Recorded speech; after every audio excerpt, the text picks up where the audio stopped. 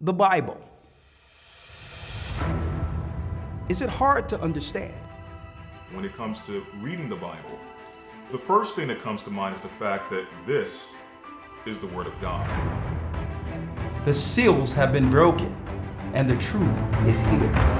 And when we go throughout the Scriptures, when we go throughout extra-biblical records, we find that the language that God employed, that He used to create the heavens and the earth, was the Hebrew language.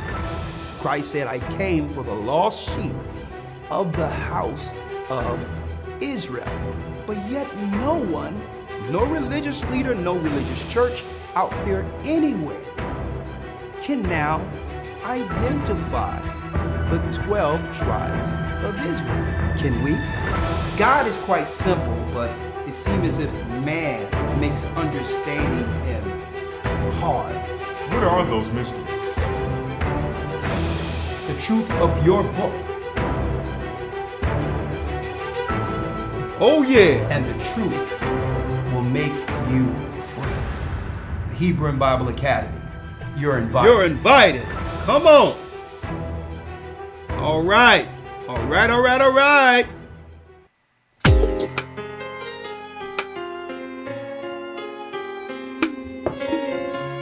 Whoa.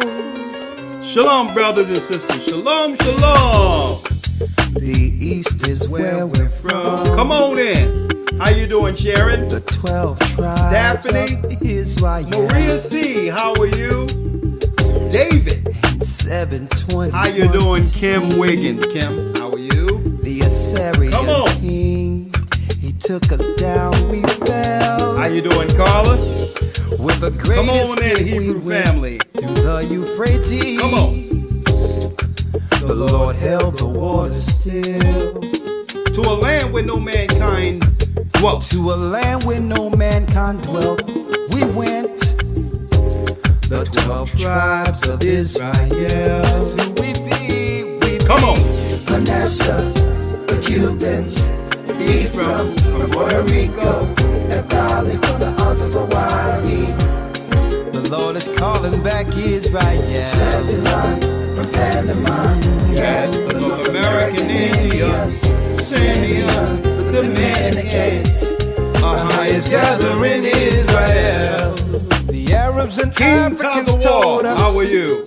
At gunpoint. Together our wives and children then sold us. In the belly of these great ships we traveled in fear. By the rivers of Babylon we found our brothers here. A higher gatherers in Colombia, Reuben from Australia, Issachar, the Mexicans, a From highest the gatherers, far the Negroes, Benjamin the West Indians, Levi, The Haitians, Levi the priest. highest gathering in Israel. Oh yeah, oh yeah, oh yeah, oh yeah, oh yeah. The Most High's Gather in Israel. I'm Elder Rawchaa of the Gathered of Christ Church. Here with our weekly broadcast, and yes, what a broadcast this will be. Shalom, brothers and sisters throughout the four corners of the earth. Welcome, welcome, welcome, welcome, welcome.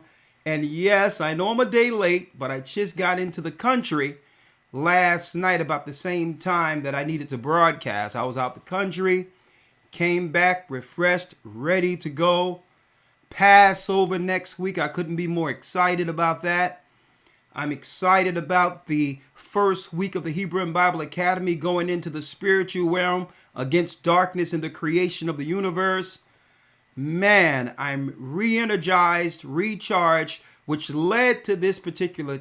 Hey, I have a special guest in here for you tonight also, probably. We'll see.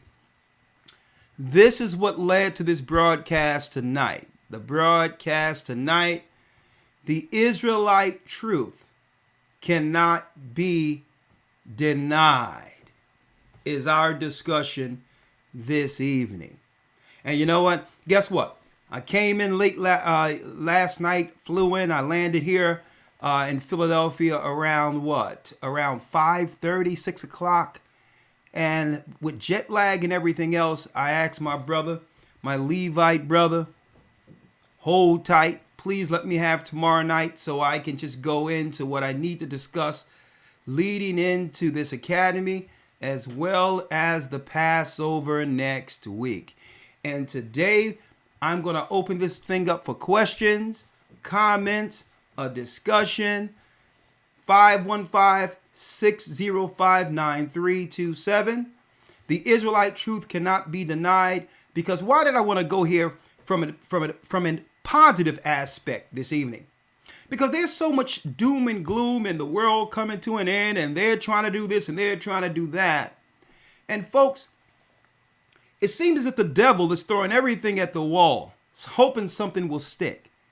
When the reality is about this, brothers and sisters, going into the Passover, Christ's sacrifice, giving us an opportunity to see the light, to understand ourselves. There's so much we can celebrate and be happy about. See, the devil is angry. The devil is miserable. He's going down. So is his cohorts. Right? I can understand why the world leaders and others are panicking and making up all these different dynamics to come against society and to kill off the population. I can understand why these are so sad and miserable. And brothers and sisters, in this awakening, we cannot as a people be pulled down with the devil. Through all this, we as a people have to find a way to understand that our redemption, our enlightenment, our enlightenment, if you will, this awakening, it comes with persecution. But should we focus on what the enemy is doing or what God has done? The devil is trying to make everyone, the evildoers are trying to make everyone miserable. They're seeking to have everyone on some type of psych med or under some type of mental type of diagnosis. And I'm like, hold up. If I'm not careful, if we don't guard our spirit from the darkness and understand that something is working on the outside of us, you know what? You know what happens? You know what happens? We'll become as miserable as the world has become. We'll become as miserable as the world is. I'm like, I think we're missing this. Even though we're Israelites, why look for what's wrong all the time without celebrating what's right? And you know what's right? The Israelites are back.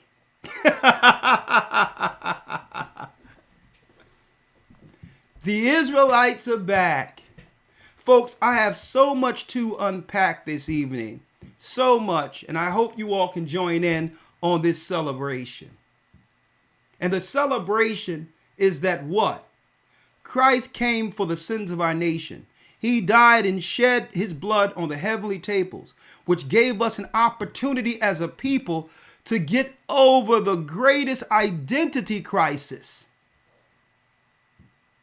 the world have ever known.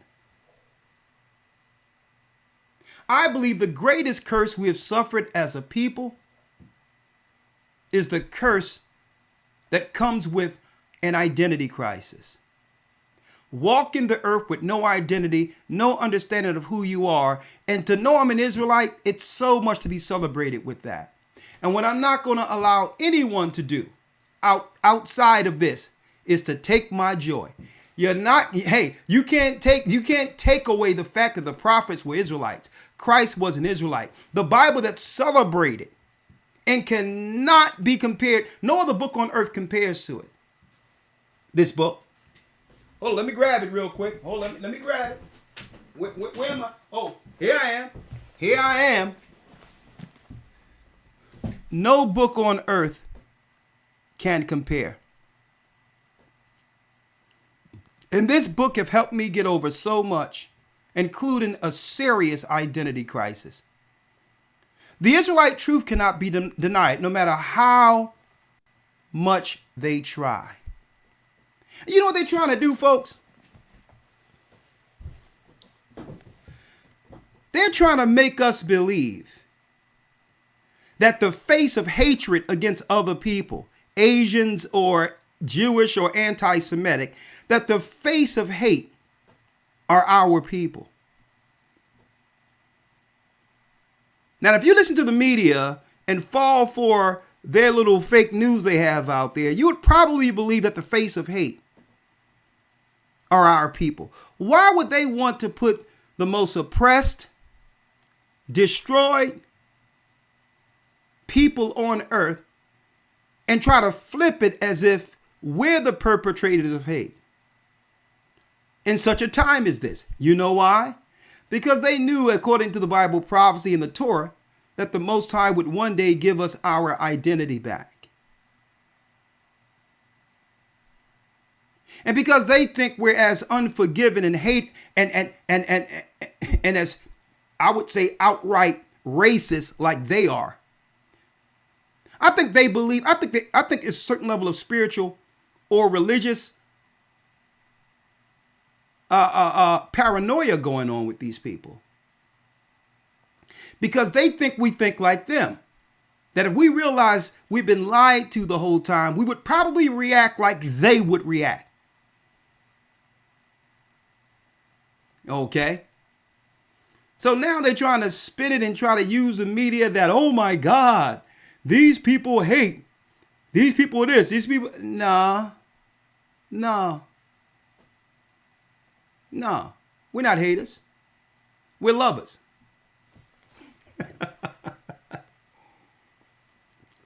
We're lovers of all that is good. We love what God loves and we hate what God hates. So be careful, folks. And I'm going to say this right now. Don't ever let someone else seek to put you on the defense and make you ashamed of your calling and your name. Don't let them try to shame you into believing that you got to explain why. You have to explain to others who have hated and destroyed our people to why we're Israelites. Okay? Don't ever let someone try to shame you in a corner where you have to be ashamed of who God named you. So we're gonna do this today. I got Elder Lawya on standby, but before I go on standby and go over everything we're gonna talk about tonight, I thought that I would bring up a little history. Why? Because it seemed as if the media, who's ever over the media, are seeking to change history. They're trying to make it as if the curses of the Bible and the people, the perpetrators behind enslaving our people, they're trying to actually change history to make the next generation believe none of that ever happened.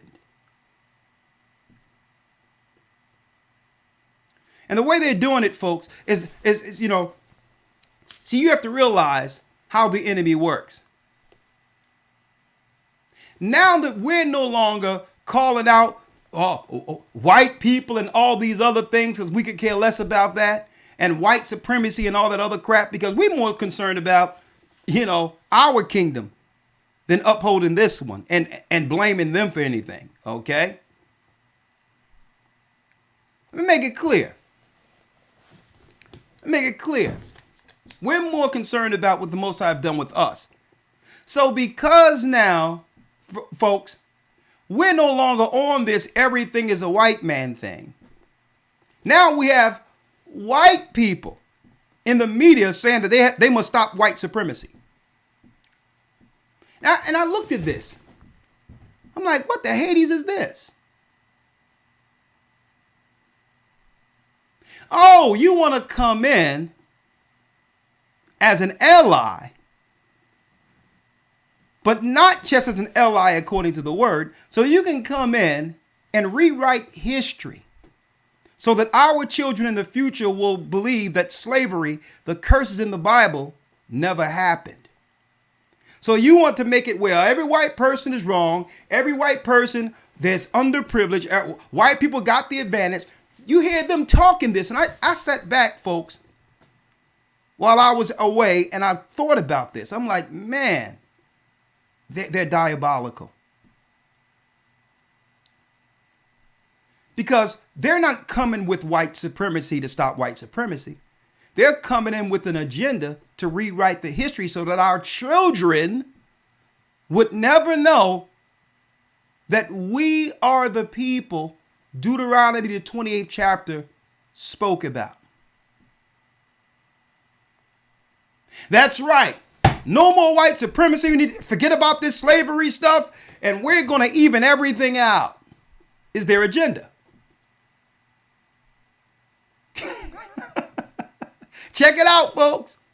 Critical race theory. We need to get on the side of the blacks and stop white patriarchy in the male. And I'm like, oh, okay. All right. Another play on civil rights to make us believe you're on our side. No, thank you. Okay, we could care less about you talking about white supremacy. We're okay. We don't need you coming in with a new plan to actually distort history so that our children will not realize the greatness of this word and the power of our God, who said the same people who were spread throughout the four corners of the earth would one day realize that they're the children of Israel. We don't want you to stomp out white supremacy. We don't want you to stop nothing. We don't want you to side with us. We're not victims. We don't want you feeling sorry for us. Because you speak out of both sides of your mouth. And here's an example of this. And I'm going to give an example of them speaking out of both sides of their mouths. On one hand, the liberal, satanic, demonic media would claim that they want to stop racism. But at the same time, when we point out racism from particular groups, we're censored or called racist. When we point out the racism, the media turn it around and call us racist. It's certain protected people on this earth that cannot be spoken against. Or, better yet, you cannot even bring up their history concerning their hand in our curse of slavery. And you ought to check this out. But today we're going to set the record straight with our lesson, our conversation, Israelite Truth Cannot Be Denied. To show you, I'm going to prove how they talk out of both sides of their mouths. Right?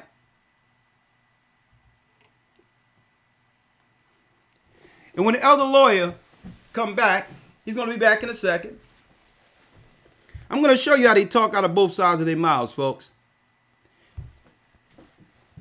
Because if they really wanted to fix the issue, they would just tell the truth. Right? They would just tell the truth. Listen, we know that you're the children of Israel. And now let's negotiate our relationship on those terms. We as a nation of Edomites of Europe and you as a nation of Israel. Let's relate to each other and negotiate our relationship on those terms. See, that would be an honest way of making amends if they really wanted a truce. Right?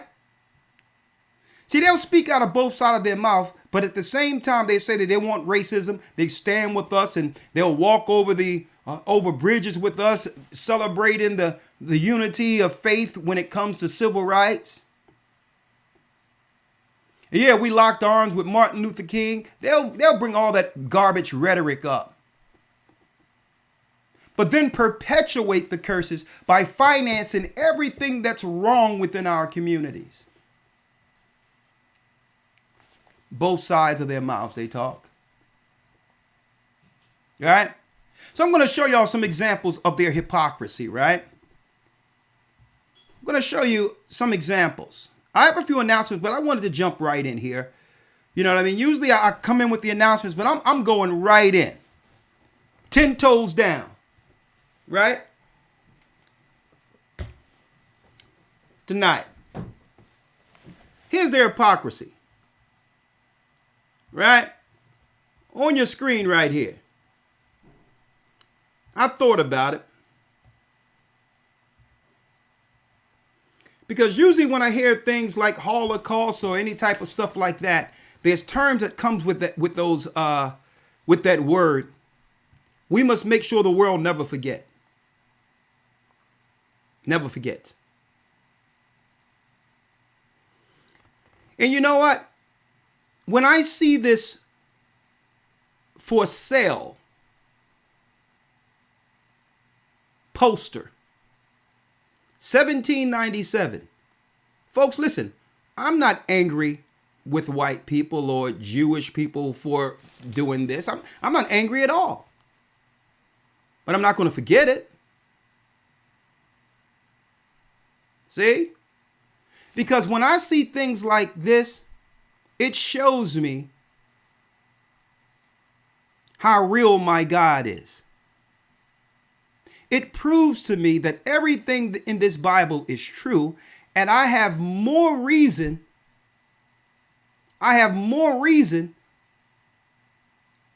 to respect the power that comes from our heaven, our God, our Christ. That he said from this point of 1600s to the point I'm in now, so-called 2023, that we would one day in boldness stand before those who've oppressed us and tell them, we know. I'm not looking at this bill of sale and thinking anything, oh my God, what's going on? What's before you, folks? This is what you're seeing here is an official bill of sale for a robust, healthy Negro wench. About 17 years of age, born and brought up on a farm, might therefore probably prove the most serviceable for a farmer, let me show you what it says, for a farmer, though as she is young and traceable temper, she might be rendered capable to manage any business that might be required of her in any family whatsoever. You can use this young girl for anything and even running your business. For further particulars, inquire of the printers. March 24, 1799.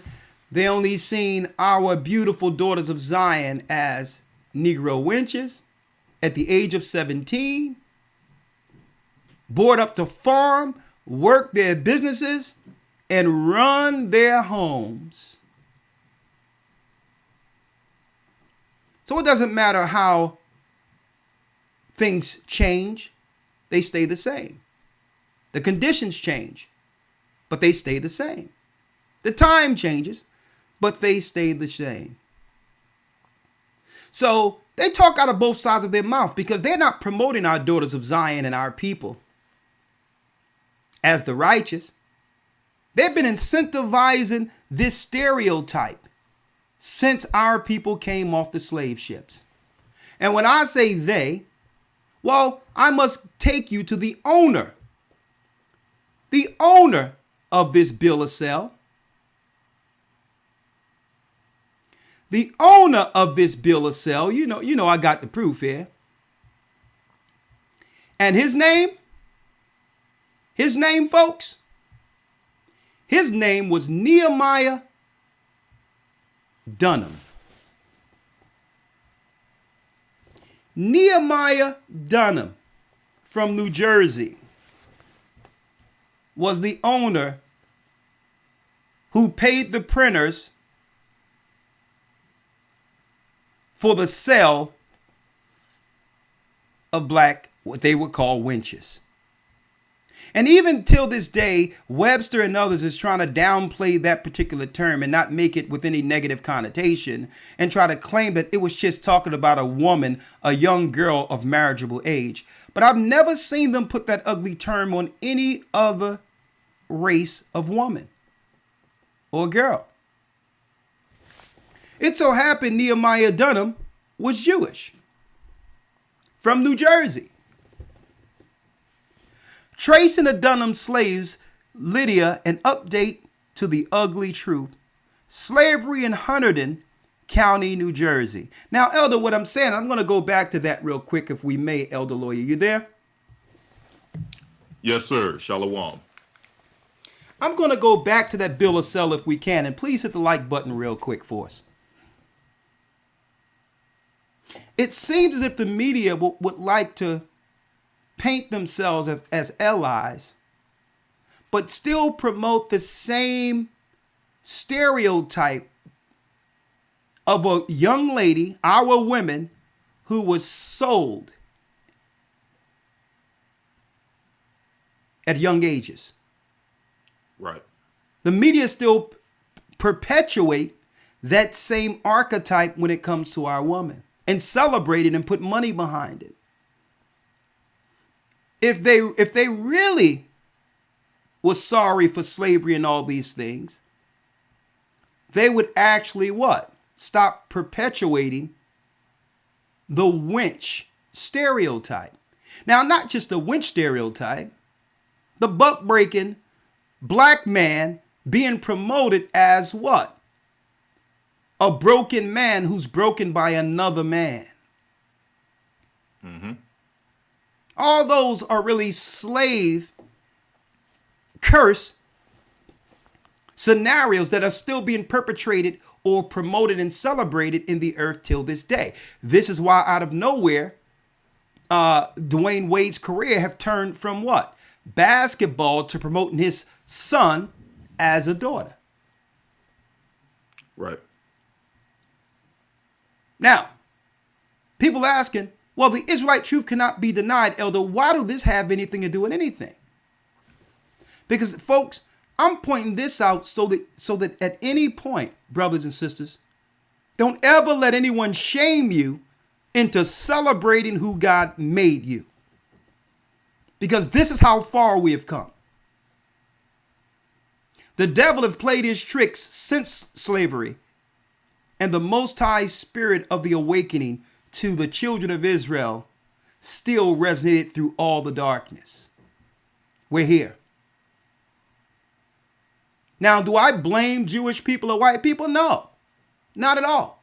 I say, well, no, our God said that the nations would have an opportunity for this. Mm-hmm.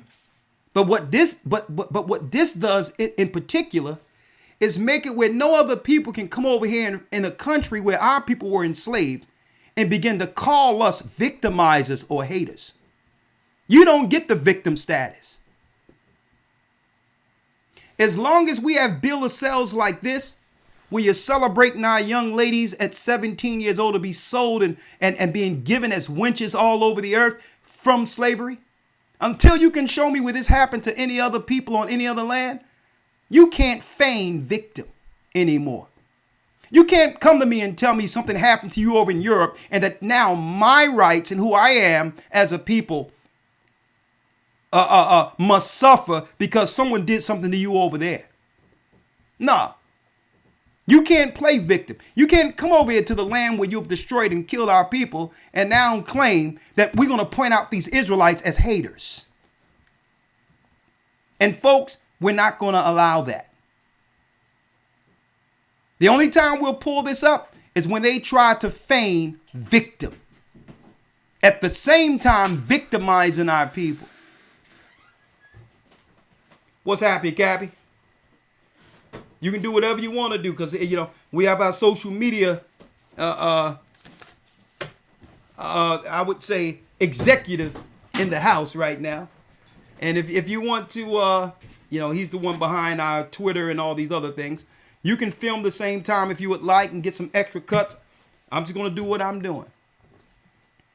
Anytime they want to come out and call Kyrie Irving and Kanye anti this and anti that, we have to remind them. We have to remind them of a person by the name of Nehemiah Dunham, who celebrated in New Jersey till this day, 1700, and he was a serious slave owner in New Jersey. Okay, and also he was behind this bill of sale, selling Negro wenches for 15, 16, 17 years of age. Okay, so we have to constantly remind them, because why? They remind us of their atrocities that have been done to them in other places. We have to, but listen, you can't feign victim here in America though. Because there's no greater victims than how we've been victimized by all people, including those who are calling themselves Semitic or whatever the case might be. Right? And let's go here real quick while we're at it, because of course, I have university text. A lot of what I'll be going over in the academy, white papers. Right? But I want to talk about this real quick. Here's an advertisement in North Carolina's Wilmington Journal in 1847. Reveals a stain on local Jewish history. Ashley Davis, who came from Petersburg, Virginia, published the ad under the heading, Negroes Wanted. Remember I talked about that identity crisis? I'm going to talk about that in a moment, a little later. At this time in the 1800s, we were labeled Negroes. The text stated, I wish to purchase the large number of Negroes of both sexes, from the age of 14 to 30, for which I will pay the highest cash market price.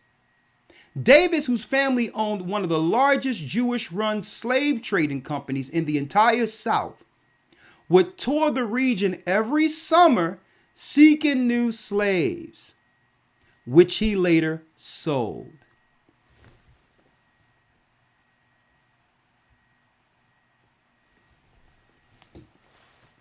You see those signs out there? We see them so often in North Philadelphia, Elder Lawya. We'll buy your house for cash. Right. Right? Out of nowhere, you try to figure out, okay, who's these people running around talking about they're going to buy your house for cash? Mm. Well, at this time, there was other properties on the market. We were the property. I wish to purchase large numbers of Negroes of both sexes from the age of 14 to 30. Hold up. No, we're not going to do that. Hey, Lawyer, you should have seen this, because I did nothing. I touched nothing. That thing just blanked out on me. I've never seen anything like that before. Look at that there. Let me find it again. Hold up. Folks, I touched nothing. I'm being Googled right now. Hold on. I'm going to get it, though. It just disappeared, man. I've never seen it like that before. But I'll find it. That's deep. That's deep that happened like that. Let me get it. Man, this is crazy. Oh, Elder Lawya, I seen the whole article today, right? Right. The article was fine all day. It's a Hurwitz. It's a Jewish article. And the uncomfortable truth of Jewish life in the U.S. South, right? I was reading the article, Elder Lawya, and what happens? It says I can subscribe now. Okay, all right. So we're going to see if we can find another way to deal with this. We're going to find another way to deal with this. Right? But Elder Lawyer, it's okay. I think we all get the gist. Folks, that's deep because what y'all seen happens all the time when we're in the academy. That article was up there all day with no issue at all. And as soon as we started broadcasting, boop, disappears.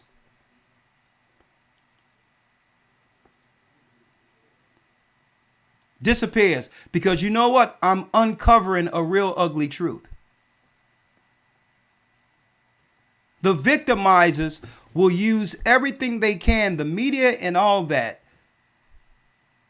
to try to make this awakening, our people, knowing we're Israelites, as something evil. They would try to demonize it, and then they'll try to feign victim. Don't ever allow them to do that. Don't ever allow them to control our narrative. Our narrative, what we've suffered as a people. Don't ever allow them to put us on the defense and have you believe that now you are the victimizer of the races who have victimized you. Don't ever do that. This Israelite truth cannot be denied. Folks, Elder Lawyer, let's go to Ezekiel 33 and 15 real quick. And before you go there, let's go to Deuteronomy 28 and 60. 28, the 28th chapter. And I'm going here, folks, because why? Listen to me clearly, folks. If it wasn't for this Bible, we would still, as a people, be in the dark.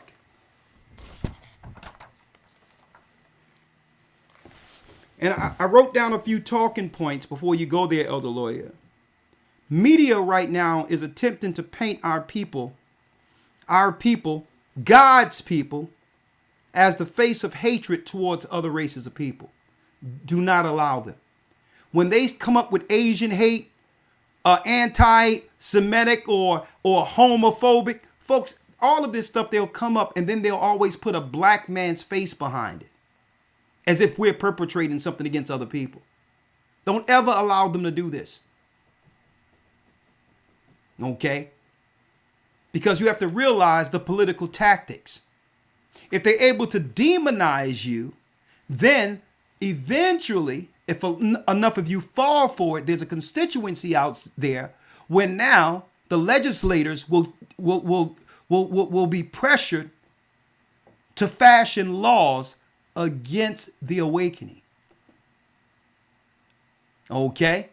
They can begin to shape laws that would make it illegal for you to, to have free speech concerning your true history. And make it where it's hate, pointing out the victimizers who've always destroyed, sold, and killed your people. Okay, they'll try to point that out as some type of, well, you have to realize if you incinerate the wrong thoughts out there, somebody may act on your behalf. This is the nonsense they put out there. To connect you with a stranger that no one have met. Some straw man connection to try to say, because you put this out over here, this person did something over there. Don't fall for any of it. These are media tactics. Don't ever fall for that. Oh yeah, I heard somebody kicked over something over there, and I seen that he was radicalized. Another crazy word they get from nowhere. He been radicalized by things he was watching online.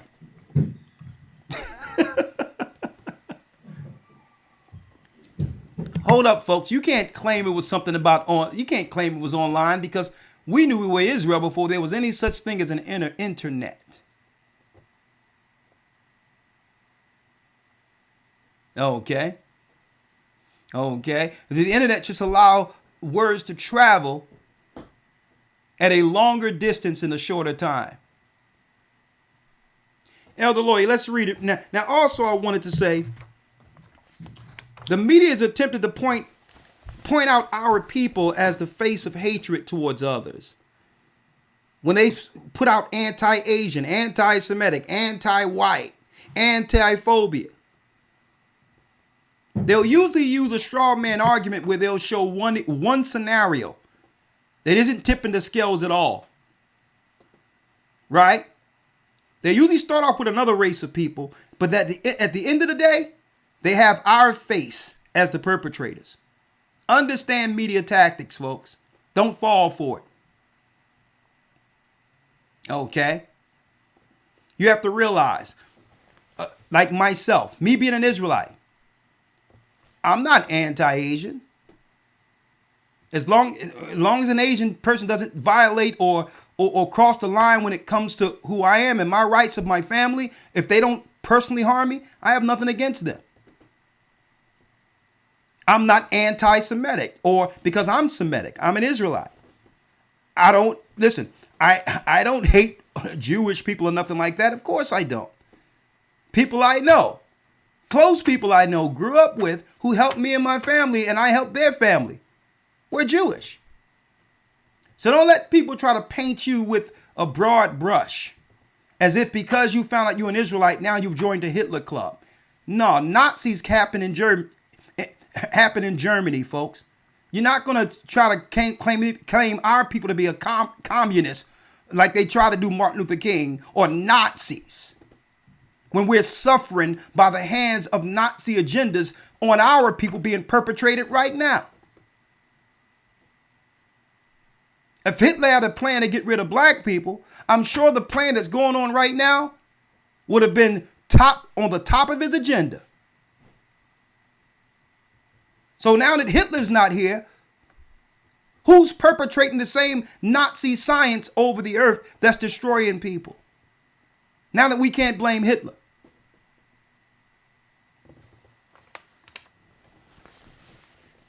So we put this out there, and I'm going to say this before I move on. We can't fall for the propaganda, folks. Our main curse out of all curses is that our people suffered and have suffered and are suffering from an identity crisis. And I believe us knowing we're Israelites fix that crisis. And if someone thinks otherwise, call in 515-605-9327. Don't sit around in your little echo chambers that no one is listening to or looking at anyway. If you want to know about an Israelite, talk to an Israelite. I think the greatest curse we suffer above all is not what the white man have done or what slave owners have done and all these others. No, the greatest curse that I believe our people have suffered is an identity crisis. Because once I figure out who I am, that's right. According to this word, according to my foreknowledge, the foreknowledge of my forefathers, now I can understand how to interact with other people and not hate them and go against them because I understand the rules of engagement now. See? I can now take pride in the works of my forefathers and work on this side of prophecy to make them proud. I can now come to my own people with a code in place from the heavens that it doesn't matter whether or not I know this brother or sister personally. I have a code in place according to the law on how I must interact with them civilly. See? I must interact with Gentiles, other nations who are on the outside of Israelites, with respect, because God says, as much life within you, be at peace with all men. So with my identity, it gives me what? You got it. A way of interacting according to the knowledge of who I am, which is the positives of being an Israelite. Someone try to tell me I need to take something or do something or whatever. Oh my God, there's a boogeyman. That's easily cured for me. I don't care who's coming with the boogeyman. I'll come to them and say, well, I'm going to check my God. I'm going to check my book. And if the ingredients of what you have in your stuff you're peddling is in the Bible, I'm game. If I can't read the ingredients, there's sin. See? So it's simple. Well, what about what's going on? Wearing this and wearing that. Listen, y'all can get caught up in the hysteria. I apologize. If the Most High say I can't eat certain things, you're definitely not going to put other things in my body that has nothing to do with God's law. You can bring them in anytime, yeah. So just like my man Johnny Cochran told you, if it don't fit, you must acquit, okay? And if it doesn't fit this book, I don't care how many people got anything, that's your business. Or are you an anti this and anti? No, I'm not anti nothing. I'm an Israelite, and with Israelites comes rules. And the last thing I want to do is listen to the enemy tell me I need to take something, okay, outside of this book. Especially if you're the same people who claim to follow Torah. Book drop.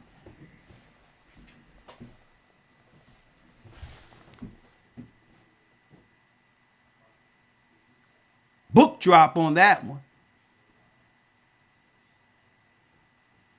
If you follow Torah, you know you can't be peddling anything to me. I'm a Jew. Hey, close the door for me real quick. It's resonating. I appreciate it. Hold on one second.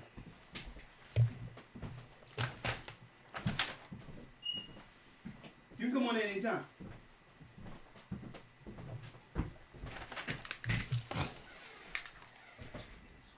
Huh?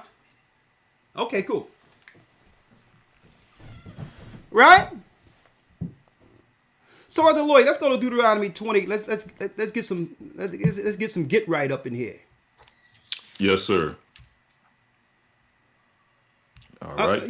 Let's get some get right, because it seems like they're trying to rewrite the narrative using media, a sleight of hand. And I'm here to tell people that this Israelite truth cannot be denied. And if you fall for anything they're peddling right now, it may be the last choice you make.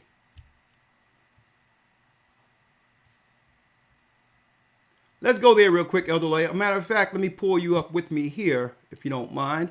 And as you can see, we have a barcode right there that links to all of our social media, that you can actually use this at any time to go to all of our social media throughout the earth. Elder Rawchaa, let me pull you in here. There you are.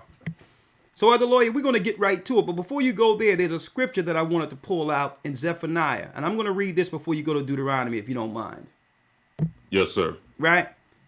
We got to get some get right up in here, because they're trying to reshape the narrative.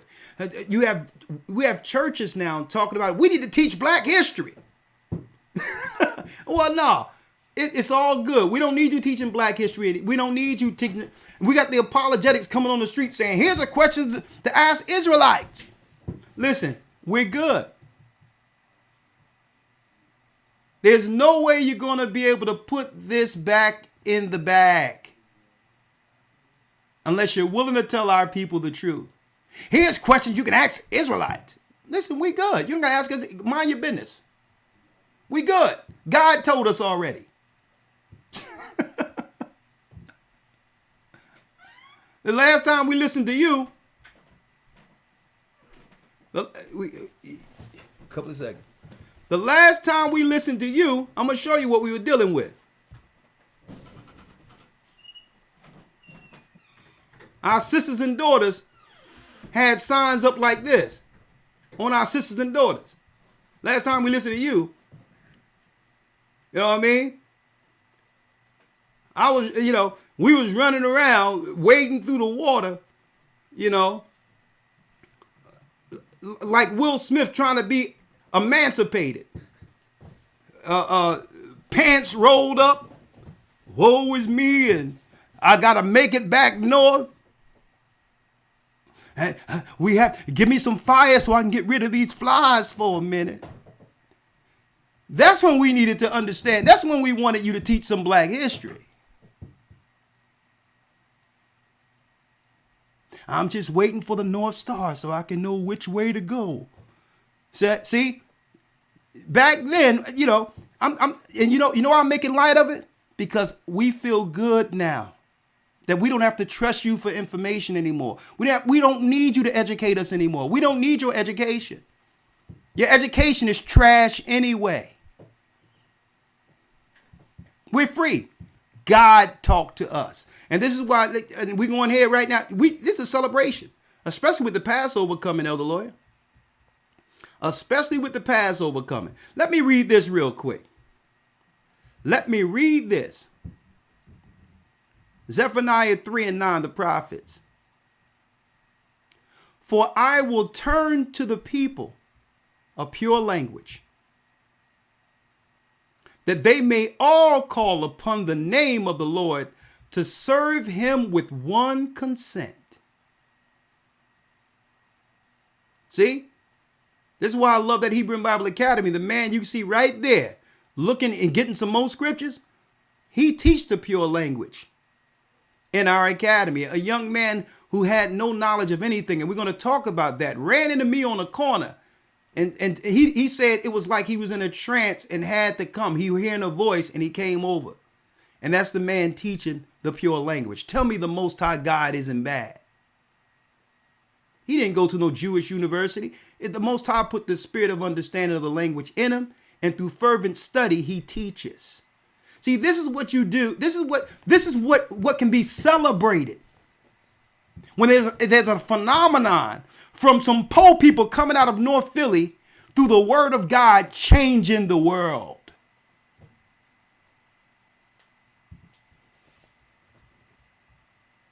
Elder Lawya. Yes, sir. Let's get Deuteronomy 28. Yes, sir. Let's get it. A matter of fact, start at Deuteronomy 27:1. Yes, sir. Deuteronomy chapter 27, verse number 1. Okay. And Moses with the elders of Israel commanded the people, saying, keep all the commandments which I command you this day. All right, stop right there. Now, this is Moses, a leader of our people, with the elders of Israel, commanded the people, saying, keep all the commandments. See? All the commandments. The commandments is what put us on code with our people and gives us the rules of engagement for the strangers on the outside of our nation. Commandments, do's and don'ts, right?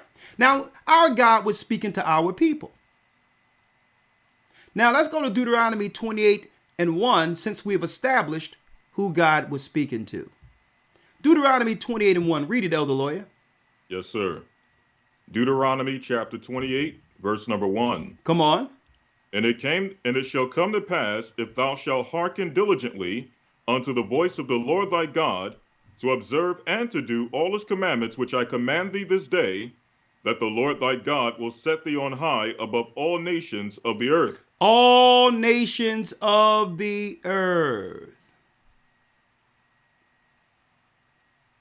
All nations of the earth. That means with this law, the code we would have with one another, he would place us above all nations. Why?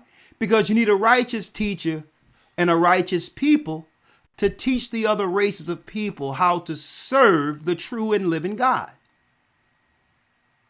You had heathens on the outside of us doing what they wanted to do, eating what they wanted to eat, dealing with all type of evil sacrifices and debauchery and perverted behavior.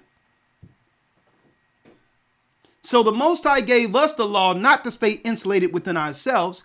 It was so that we can impact the world positively. See, this is how the Bible should be taught. He didn't give us the law so we can go around bragging, I'm God's people and you not. Right. That's childish. A matter of fact, if I'm blessed, I would like to see all people blessed.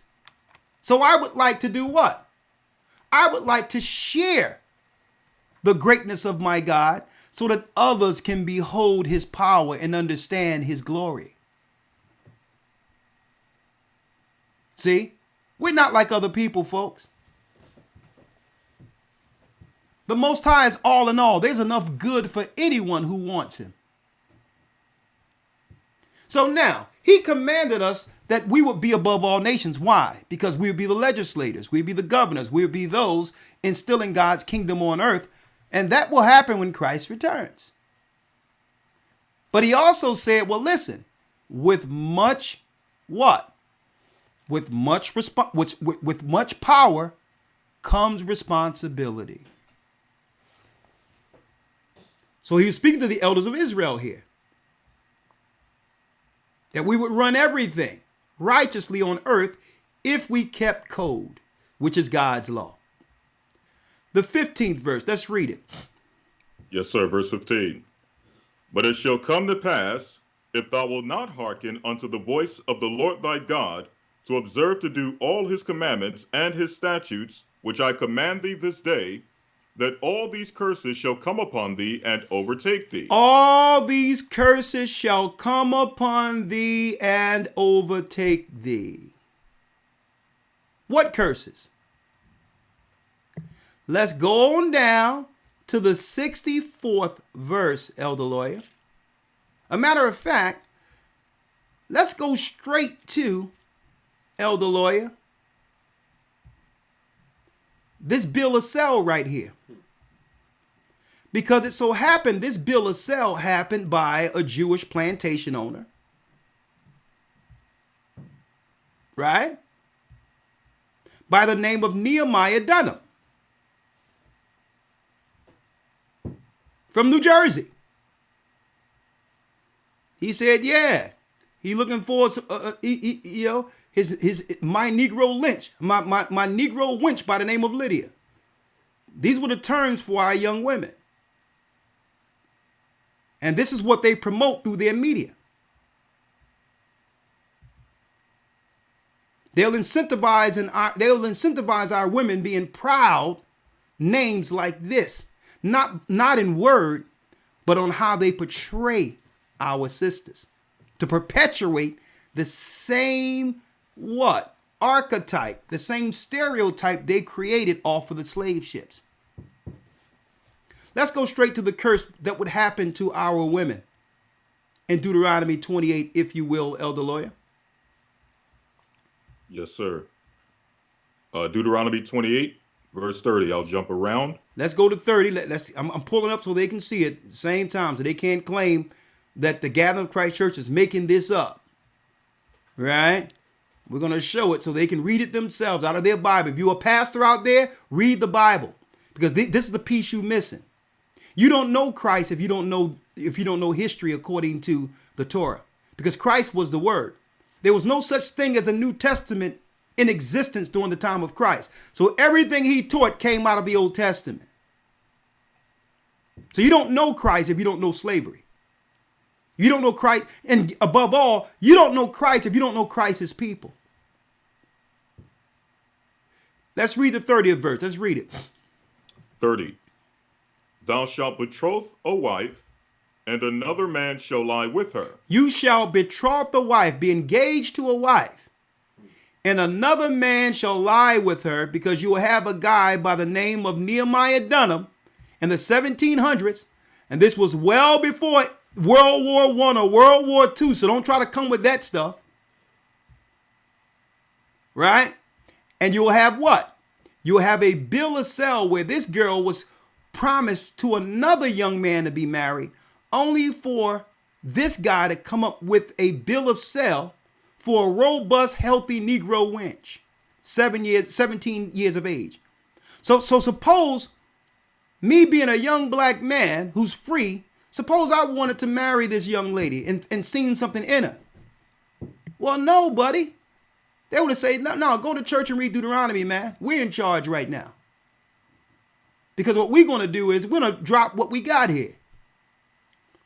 We're going to drop the fact that she's a 17-year-old age girl born and brought up on a farm, and might therefore probably prove to be what? Most serviceable for a farmer, though as she is young and traceable temper. I wonder why she's temperamental. Maybe because you passing her around. She might be rendered capable to manage any business that might be required of her in any family whatsoever. For further particulars, inquire of the printers. You had to go to the printers. I wonder who the printers are now. The press. The press. The printed press. Thank you. The press. Who knew that this was in Deuteronomy, the 28th chapter? You see why they're trying to demonize the awakening, folks? Thou shalt betroth a wife, and another man shall lie with her. But they'll try to make it seem through their magic media that our people are the true perpetrators of hate, of phobias. You have to watch their tricks, folks. I wish someone would come to me and talk about, yeah, you're the problem. It's the matriarchy. I'm like, the matriarchy? What are you talking about? The man. I'm like, well, hold up. It's not the black matriarchy, is it? All men. See, you've been bamboozled. See, you've been bamboozled. These are tricks to have society fall in on itself by infighting. Shaping these bogus arguments in their universities so that these people can parrot that garbage in the public and ignore the greatest awakening that have ever been known throughout the history of mankind. Okay? The real enemy has everyone fighting amongst each other with these new terms. They got a new term out there called dead naming. Now, I don't know, they cooking this up in the universities, Elder Lawya. I don't know if you heard of dead naming. No, sir. Okay, I'm gonna drop it like it's real on you. Yeah. You got a son by the name of who, Elder Lawya? Eli. I have a son by the name of Azel. Right? Right. Now, for whatever reason, if we were to switch roles, you become Dwayne Wade. Huh. And you buy into whatever they're doing with his son now being, being presented as female. Now, that's their business. That's their family. But his biological mother, his mother who born him into the earth, is saying, no, I don't want this. I named my son. I don't want this on my son. If she calls her son by the name given at birth, she's dead naming him. Wow. See, this is what happens when you just let the universities just cut loose and teach our children and radicalize our people into nut jobs and let them out in society with a degree. I have a paper to tell you this new name called death naming. They just make stuff up. See, and this is why we have to come back to the Bible and keep things like it is, because this is what, folks, they're attacking the Bible because the Bible is the only book that points out this nonsense.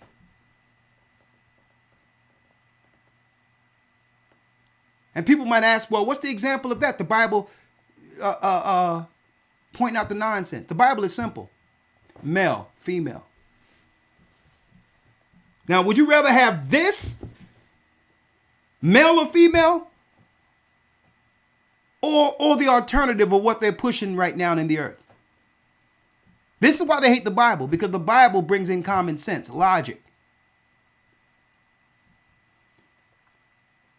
Thou shalt be betrothed a wife, and another man shall, listen, another man shall lie with her. Thou shalt build a house, plantation, and thou shalt not dwell therein. Thou shalt plant vineyards. That's right, tobacco, corn, cotton, and shall not gather the grapes thereof. no profit, but the other people will profit. Guess what? We built Wall Street.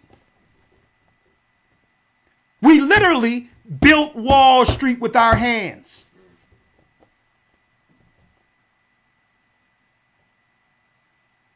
Don't ever allow these people, folks, to put victim label on us. Don't ever allow them to do that. And shame you into not realizing what? The benefit of claiming Israel. And I'm not talking about the land. I'm talking about the people. You know why they don't want to call us Israel? Huh? You know why they don't want to call us Come on Israel? in. Come on in. Look who we got. Hold up. Put your headphones on. Show them on. Oh, we're going to surprise you. Hey, this academy going to be on the chains. Oh, hold up. Let me clap it up. Oh, shucks now. Oh, you ready? I'm ready. Oh, yeah. I'm ready. Woo! I'm hyped. Boy, this Sunday is going to be where it's at. Straight up.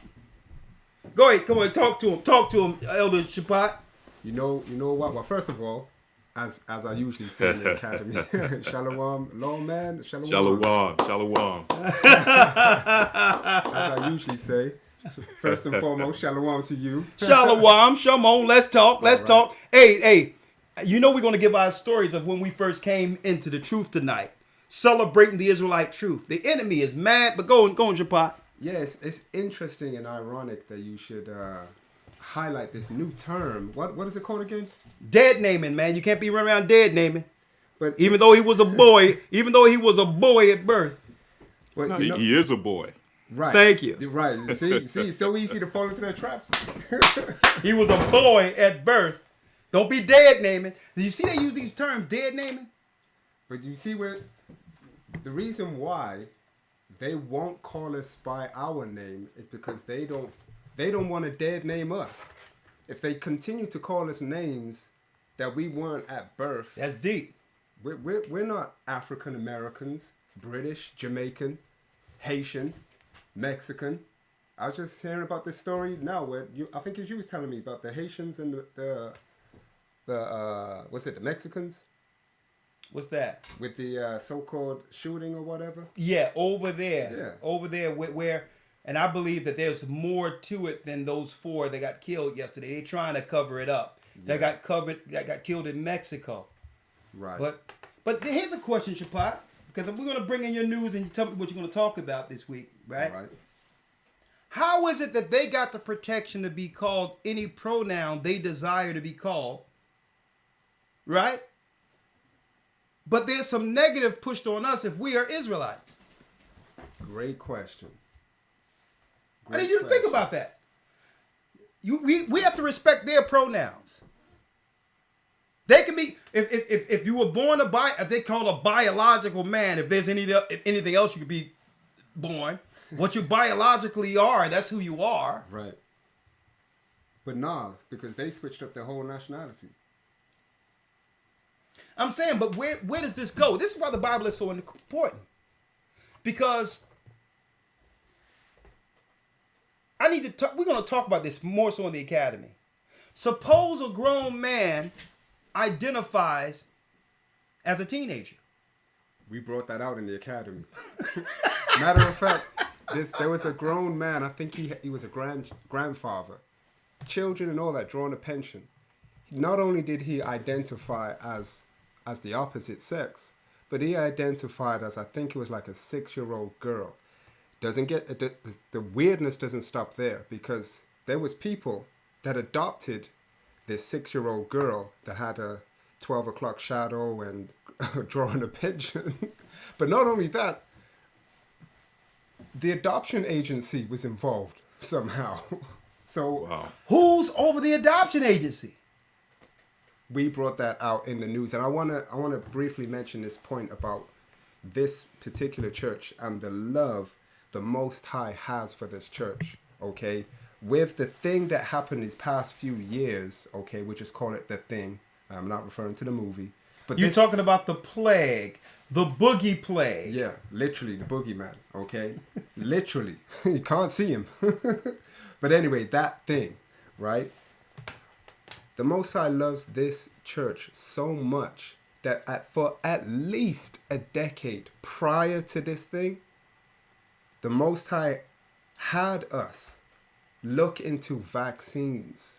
Oh, with the word is. Excuse me. The Excuse words. me. Let's get back.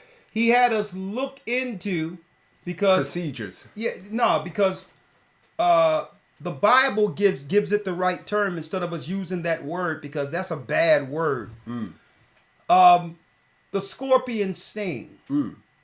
The Bible calls it the scorpion sting. In Revelations, the 9th chapter. Right. So I don't care what they renamed it here.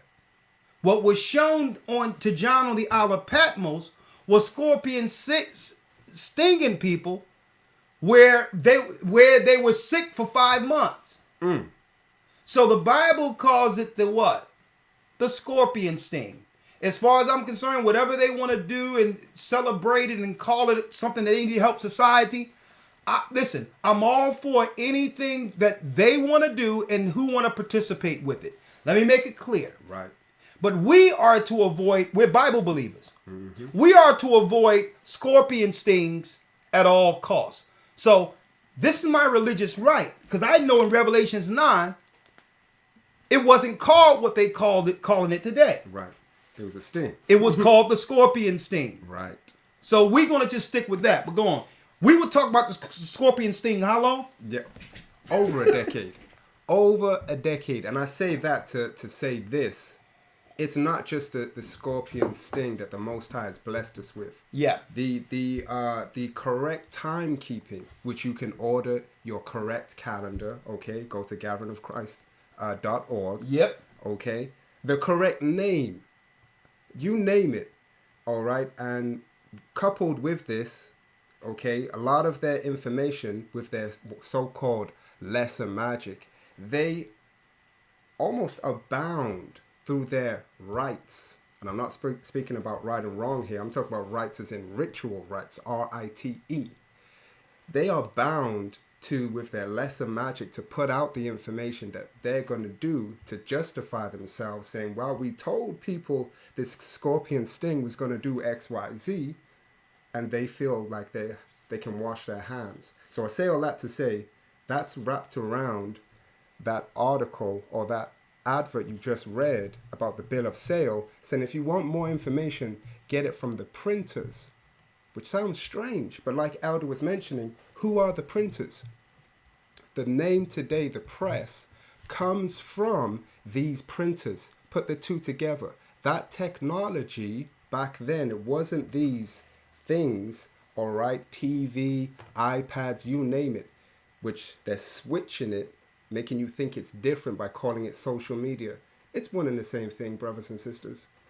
Back then, that technology, TikTok and all that, and YouTube and regular TV, was called the printing press. They don't call it printing press no more because nobody reads. Exactly. Nobody reads. It's just the press. And I say all that kind of long-winded to get to, okay, the academy. Yep. A lot of the information that people find out when it's too late, we go into in detail in the academy. All right? So you want to be in the academy. Well, since we're talking about being... the Israelite truth cannot be denied. So because they cannot deny it, they're now seeking to demonize it, folks. Now, what we're going to show you is that we're celebrating us being Israelites, not because, not because of what somebody else did. Not because of what the white man doing or the Jewish man or the Asian man. No. Right. We're celebrating being Israelites because God said that he would one day fix our identity crisis. See, we lost the knowledge of who we were. They didn't lose the knowledge of who we were, folks. So the world had the advantage of draining all the good power as well as genius and understanding out of our people to benefit their own. To benefit their own. all the gifts, the ingenuity. They would make us believe we was in trees with strings up our behind, swinging on a vine like Tarzan, folks. How can someone come into America and invent the cotton gin? Traffic lights. Traffic lights. Refrigeration. Yeah, we were using electricity, proof of that, in Africa.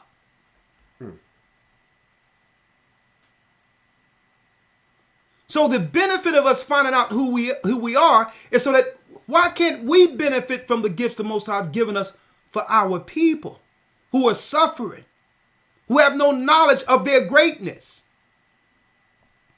So I'm going into the Bible even tonight to say, listen, it's okay that they've done what they've done.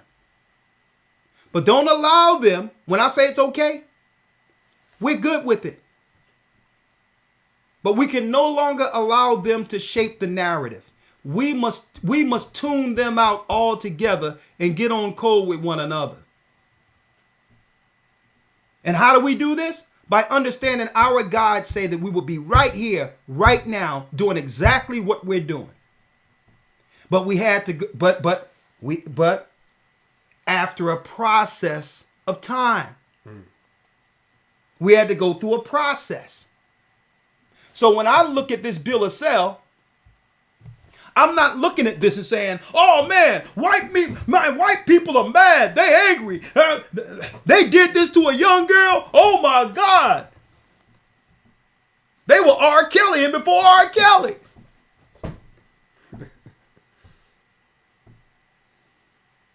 Right? I'm not going there. You know what I'm going in? I'm saying, man, look at this bill of sale. And look what God have done with our people. From the time we came over on slave ships. How great is he? And if we have progressed to this degree in such a short amount of time, what will we become unimpeded? What can we become if we tune out those who are seeking to demonize us and come on code with one another? So I'm not looking at this as anything angry or bad. I'm here to glorify God, to see that we've come from this point of 1700 where Jewish people and other people were selling us to where we are now because our God said it would happen. I got to read this. Oh, okay. Let's do it. Hey, we reading Bibles here. I got to read this. But speaking of dead naming. Yeah, dead naming, huh? Speaking of dead naming. Yeah. And you asked the question, you posed the question, suppose this all happened, these bill of sales and stuff, yet this world was created during these bill of sales, right? What's going to happen when we come back to the Most High? Yeah. Romans 11:15. Come on. For if the casting away of them be the reconciling of the world, what shall the receiving of them be but life from the dead? Like life from the dead. You talking about dead naming? Yeah. Let me tell you, they don't mind us identified as black, Nubian, Moor, Negro. Listen, they don't care if we call ourselves Ethiopian Rastas. They'll even wait till 1989 when Jesse Jackson pulled this out of his rear end, African American. They'll even allow us to be called that. So what's the problem that we're Israelites? Or that we're from Judea? Or sometimes they even call us Jews. So what if I'm from the tribe of Judah and my fellow brother here is from the tribe of Benjamin? Why are they concerned, folks? And I need y'all to answer that question. Why are they so concerned?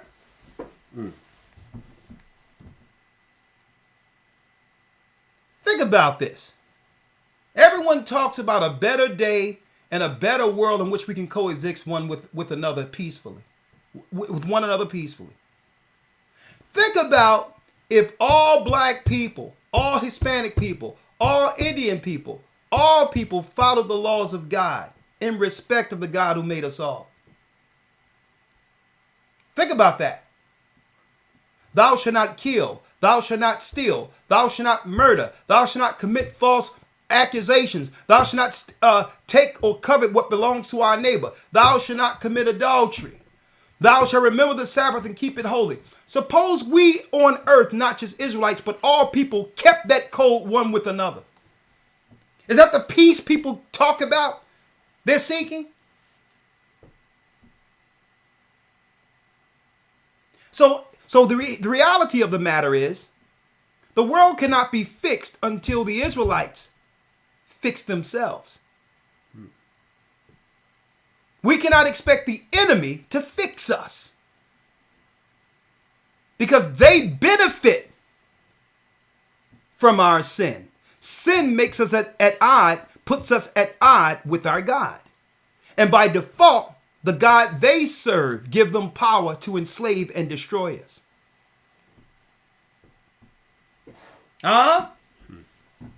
So do they really want world peace? Do they really want to stop diseases and stop the pain and death on earth? Guess what? We can fix it all. People say, well, hold up. How can you fix the diseases? Can the Bible fix the diseases? Of course we can fix the diseases with the Bible.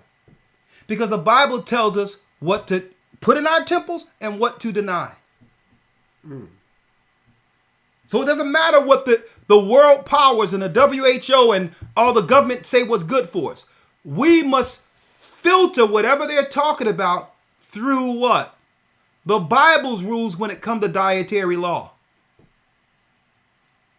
And if we don't consume the diseases, how can we die from them?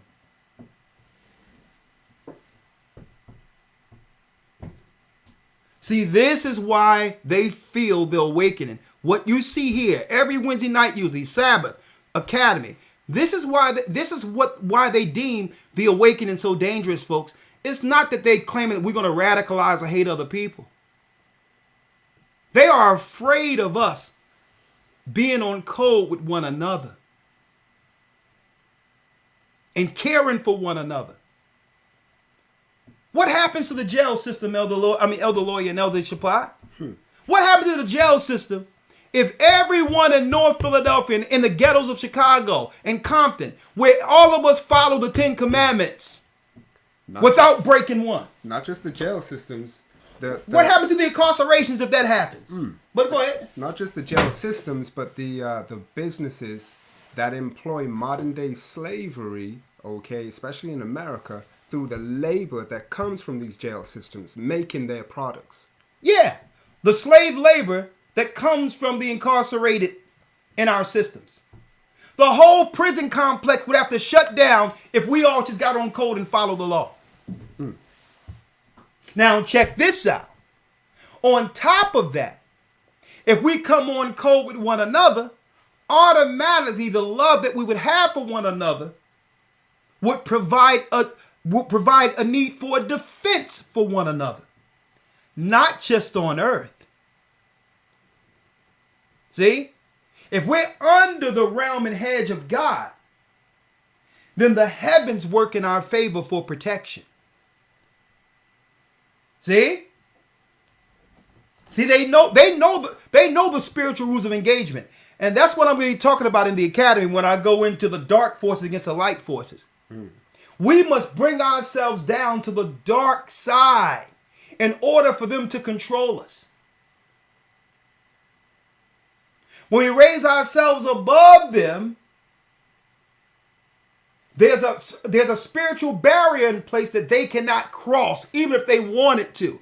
It is the same as the chasm that's in Hades, that's in the center of the earth. There's a chasm where the dark side cannot cross. It's like that on earth, folks. I just dropped something that I was going to wait for the academy, but I'm going to prove what I'm saying. The enemy, through their media, their press, must push debauchery, Sodom and Gomorrah, thievery. They must celebrate gangster. All of that because that brings us down to the dark side. And eventually will operate in their realm. Hence, those people become slaves to the prince of darkness. See, but when we talk about the Bible, the 10 Commandments, and the Torah, that puts us above everybody already. Deuteronomy 28. I'm not playing in the muck. I'm not playing in the wallow. We're not playing in your pigsty.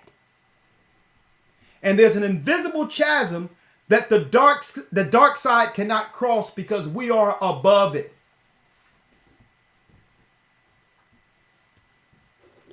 Hear what I'm saying here. Anything else, Shabbat? That's it. Let's go to Deuteronomy 28 and let's read 68. Let's show you the bill of sale they had out there. Now, mind you, and all due respect for Mr. Dunham and his family, you know, he got paid. He got paid for doing this, right? Let's get it. He got paid for doing it. Let's get it. Hold up. His name was Nehemiah Dunham. Nehemiah Dunham. Let's pull it up here. He was a Jewish guy in New Jersey in the 1700s, late 1700s, who was a slave owner. And they would put signs out that they would not only purchase black young women at a young age, minors, that they were selling them. And it's all good. Hey, they had the right to. They had the right to. So we should always remember this. And don't let what happened during the civil rights time period muddy the waters. We don't care about no civil rights garbage. We done with it. All right, we don't care about that. We don't care about any civil rights out there one way or the other because it's a distortion of history. And it makes everyone believe that through politics, the enemy who have always destroyed us can fix our problems. Right. Let's go there, Elder Lawya. Let's go to Deuteronomy 28 again. Yes, I had sir. to show you, to let you know, this is not personal. But everybody need to look up Nehemiah Dunham when they try to claim through media that us believing we're Israelites is hate. When they try to put us on the defense and, yeah, anti-Asian, anti-phobia, and then they show a black man as the perpetrator.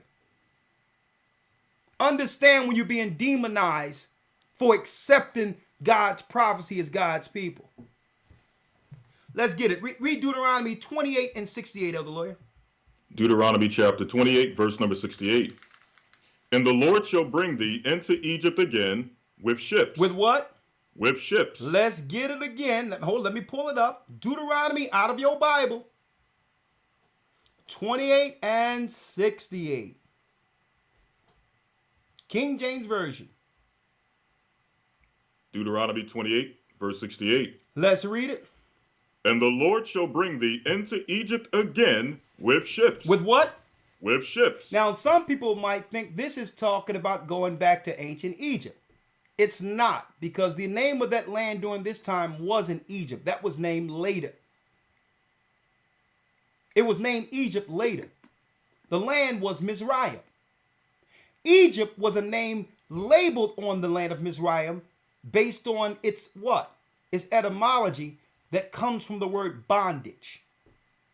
How do we know this? Elder Lawya, we go into Exodus 13 and 3 real quick. Exodus 13 and 3. Oh yeah, y'all getting a precept lesson here. Exodus 13 and 3 to prove that, and we're going back to Deuteronomy 28 and 68. Let's read it. Exodus chapter 13, verse number 3. Read it. And Moses said unto the people, remember this day in which ye came out from Egypt, out of the house of bondage. Out of what? Out of the house of bondage. Out of the house of bondage. So when you read that word Egypt there, going into Egypt again, it's not talking about going back to Egypt to serve slavery. You can't find that anywhere in history. It's talking about going into another place for what? Servitude. See? Another place, and you'll be enslaved for disobedience. House of bondage is how you should see Deuteronomy 28 and 68. So let's go there again. Deuteronomy 28, verse number 68. Let me get it, Elder Lawya, if you don't mind, real quick. Thank you. Let's go straight to the end. Yes, sir. Okay. And the All Lord right. shall what? And the Lord shall bring thee into Egypt again. House with of ships. bondage. House of bondage a second time by the means of what? With ships. By the mean of ships. And I wonder what people own the ports and the ships to transport slaves. And can these same people feign victim today? They can only do so if we allow it. See? They can only do it if we buy into it. So they can try to minimize what happened to us prophetically to claim, well, certain types of atrocity have happened to all races of people. Okay, well, show me one race of people, white, Chinese, or others, who built a whole country from scratch and were not paid a dime. We're waiting. We're waiting. So don't try to claim that it's all equal to men. And guess what? I wouldn't have no problem if you weren't trying to minimize the power of our God by claiming all people didn't go through what I'm reading in Deuteronomy 28.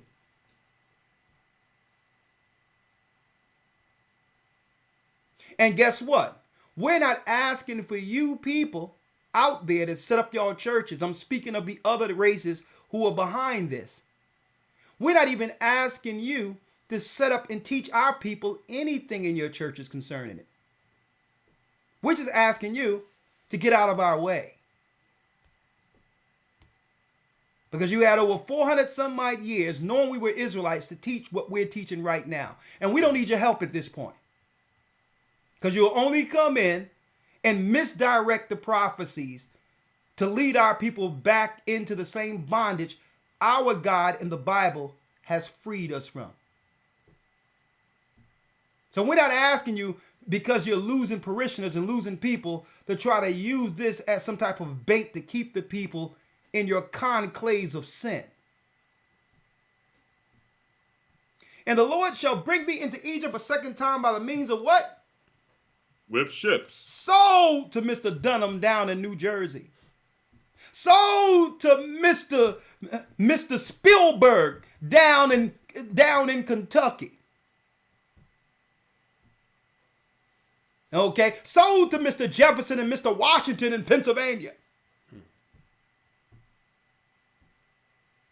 Sold to Mr. Rosenberg down in Mississippi. Sold.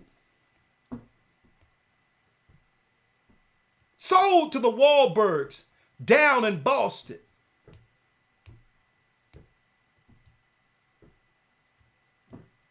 And the Lord shall bring thee into Egypt again with ships by the way whereof I spake unto thee. Thou shalt see it no more again. So God promised that us during this time, that this slavery would be the last slavery. After this, you will see it no more again. The slavery that you'll go through will be the children of Israel's last. Read. Yes, sir. Thou shalt see it no more again, and there you shall be sold unto your enemies for bondmen and for bondwomen. Come on. And no man shall buy you. And no man shall buy you. Elder Lawya, I think it's time that we build, that the world recognize and build a museum so that if anyone offend us going forward, so that they can visit it. Right. And donate to its cause. Donate to this cause, and if something happens, you have to visit the Deuteronomy 28 Slave Ship Museum to get some get right. Anytime you offend one of our people who built this country, come to the museum. See? And it says, no man shall buy you. Now, how can one be sold and not purchased? So it's not talking about being bought. Buy means redeem. That no man would get us out of this condition. Marcus tried, Marcus Garvey, Martin tried, Martin Luther King. Malcolm. And after that, he changed his name to Shabazz. Even with a different name, he couldn't do it. So the whole deal is no man could save us because God put us in this condition.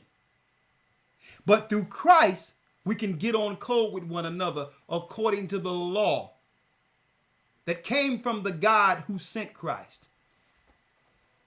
Now we're not waiting for what? We're not waiting for heaven to come to float into our realm.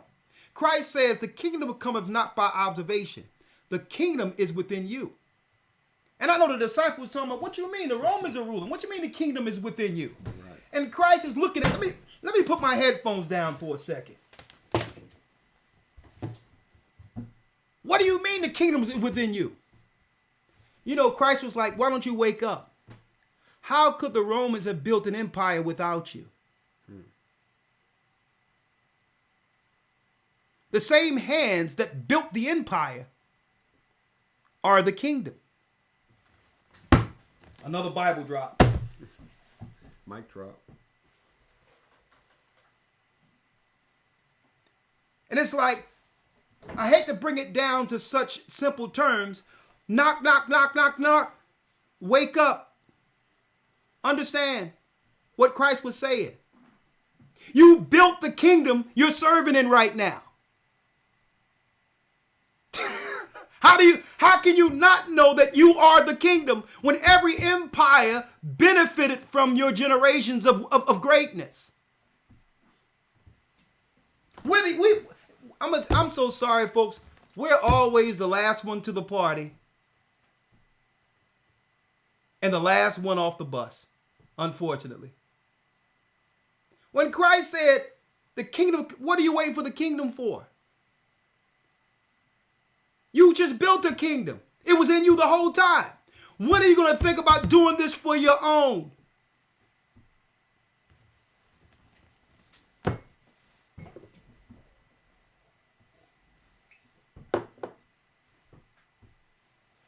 Why? Listen, folks, I've been in the music for how long?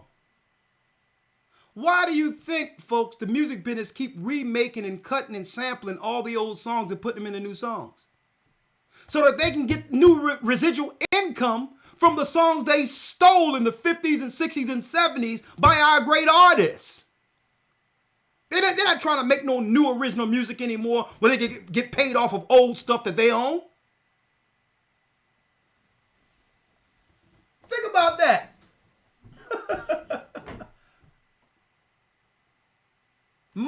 Michael Jackson, Prince, even before that, Jimi Hendrix was letting the cat out of the bag. Sam Cooke, Donny Hathaway, they were all saying that, listen, they're stealing our talent, our God-given talent. No sooner as Prince and Michael Jackson and others started saying, well, hold up, these guys are thieves. They said, well, listen, we're not going to make no more new music, no original music. We're going to sample and redo everything we already own and to block the most talented people out of the market, and they'll never know what R&B ever sounds like again.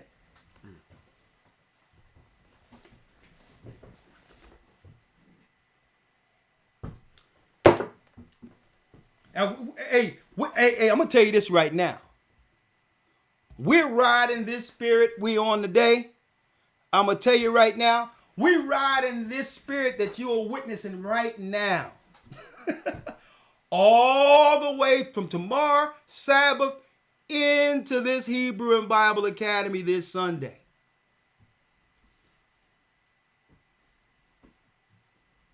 I'm proud to be an Israelite. I'm proud.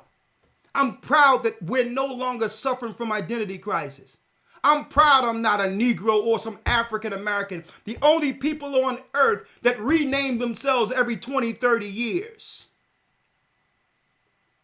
Because there's an advantage of knowing who I am, and we're going to take, the Bible gives that advantage. But before we do that, Elder Lloyd, let's get Jeremiah 17. Yes, sir. We're celebrating, especially coming up on this Passover.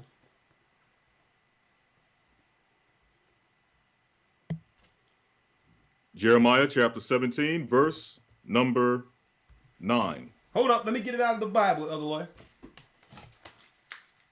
Because I need them to see what we're seeing here. Right? Jeremiah 17.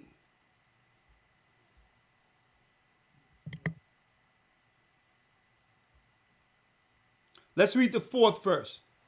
Yes, sir. Jeremiah chapter 17, verse number 4. And thou, even thyself, shalt discontinue from thine heritage that I gave thee. Look at that. He says, for not being on code with one another, following these heathens round about us. He said, you know what? Since you can't respect the name I've given you, Israel, which means to be a prince of God, you will discontinue from thine heritage. What is that? An identity crisis. I'm taking your name. You talking about dead naming. I was going to say the same thing. I was about to say the same You thing. talking about dead naming. God said you're going to forget your name. Because if you forget your name, you forget your people and the purpose for your people. That's the only way they could have enslaved us, folks. The only way. The only way they could have accomplished this, because there's no way us keeping ourselves on code would have allowed another nation to enslave us for long. Because we would have had rules as Israelites one amongst each other. And those rules would tell us as a nation to do what? To defend our family to the end against God's enemies. So the only way this could have happened, folks, would have been amnesia. I'm going to allow the nations to take them to other parts of the land and teach them that there's someone else. And the proud children of Israel are going to wake up and believe they're African Americans.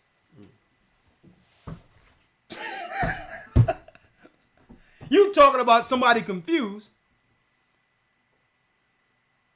I'm identifying as 2 separate continents. I know Amalek that we don't ever got to worry about them. We don't got to ever worry about them coming back to the truth of them being Judah. They think they're 2 separate continents. When a Chinese person, no matter where he is on earth, is from China.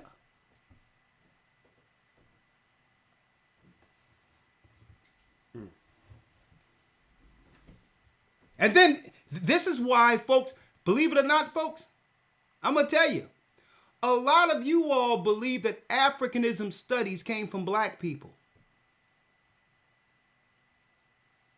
Sensationalizing and fantasizing Africa. Folks, Egyptology and all of that came from a white Jewish guy. They came up with that.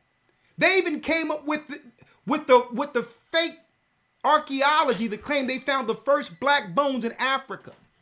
They came up with that so that they knew that our people suffering identification crisis would do what?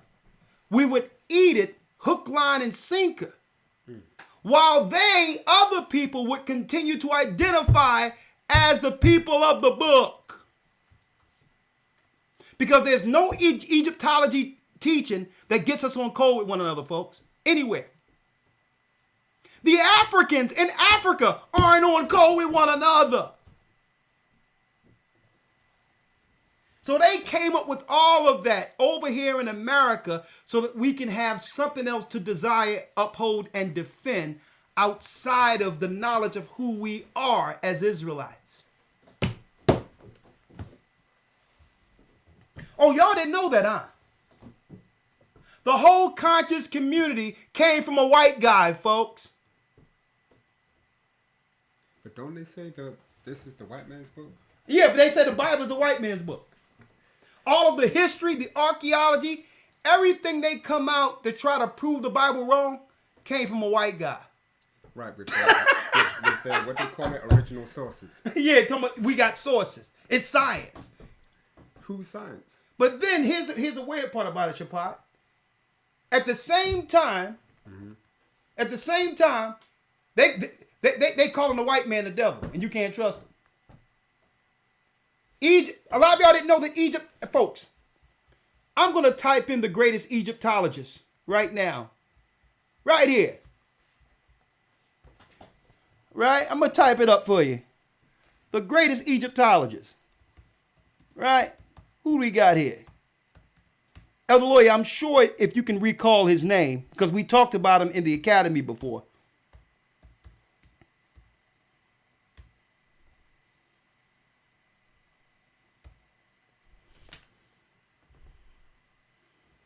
Right? Check it out. George Herbert. No, I'm going to hook you up. I'm going to hook you up. Hold up. Let me get him.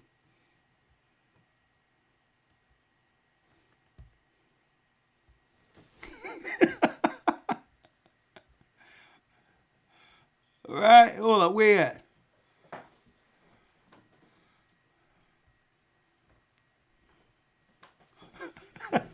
Here's one of them for you. There's a few of them. Here you go. There it is right here. From 1923. They're going to have it popping for you right here. Earl of Carmarthen. From 1923. There you go.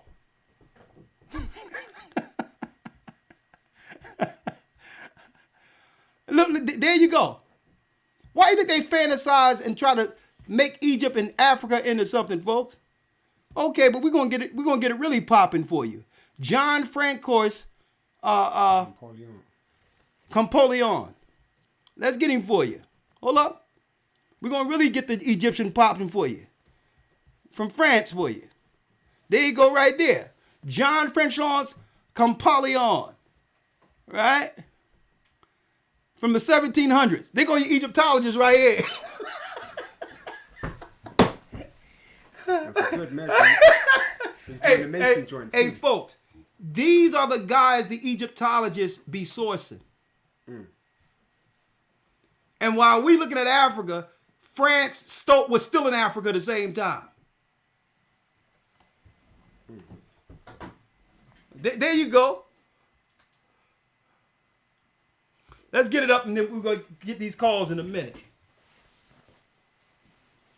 Let me tell you, folks, I know they're in a room laughing at us somewhere. They're laughing at our people. There's no one anywhere who rules the earth is seeking to claim Africa as the original land.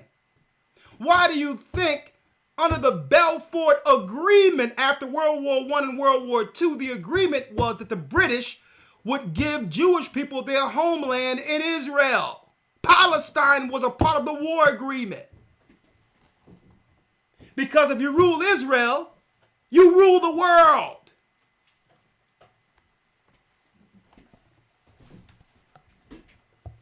What do you think the Holy Wars was for? What do you think the war between the Muslims and Christians were about?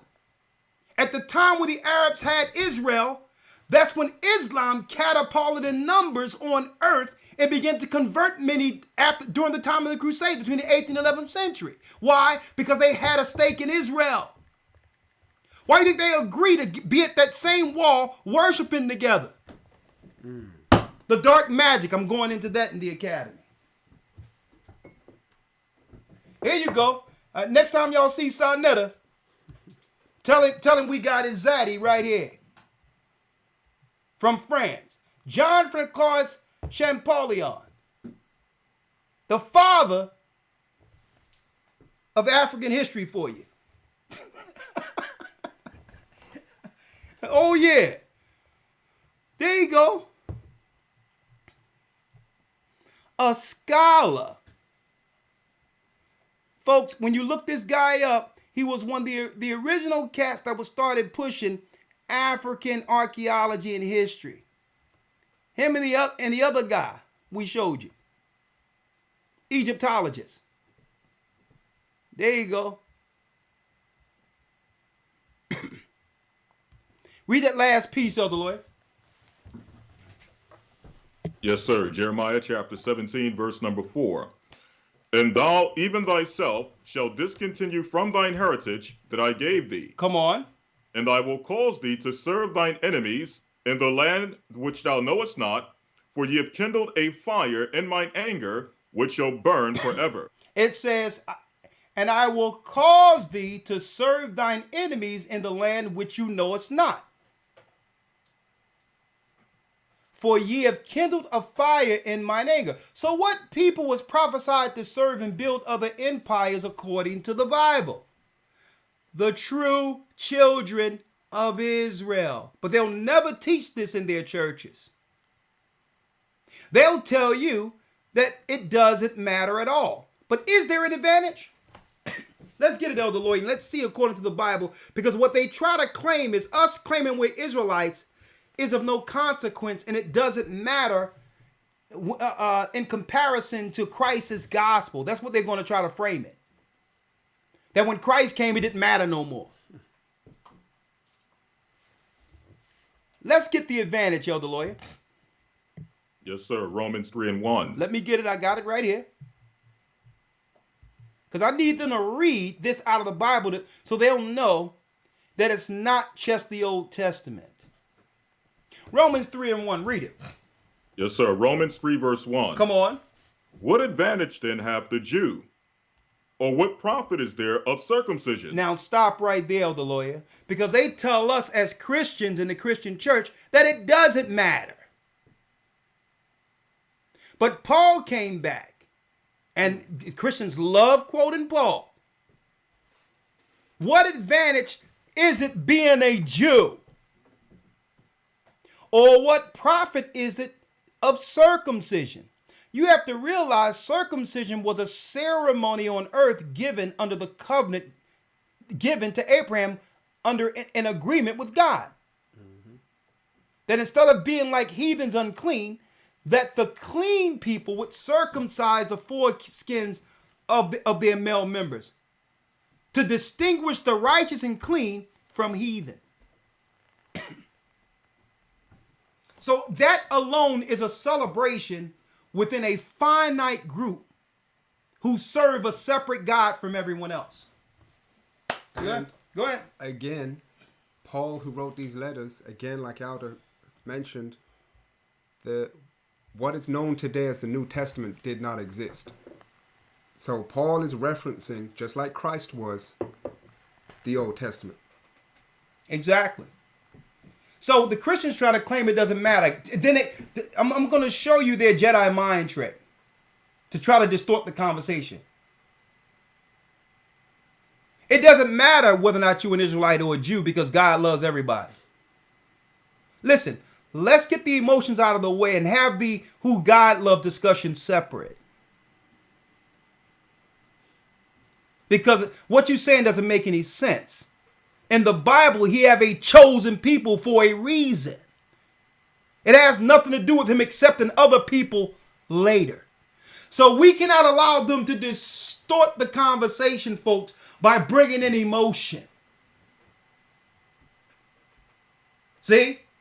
Like, listen, that's right. Breathe. Get yourself together. Harbor your emotions, because this is not an emotional conversation. This is talking about the chosen people according to God, who has a chosen purpose on earth as his people.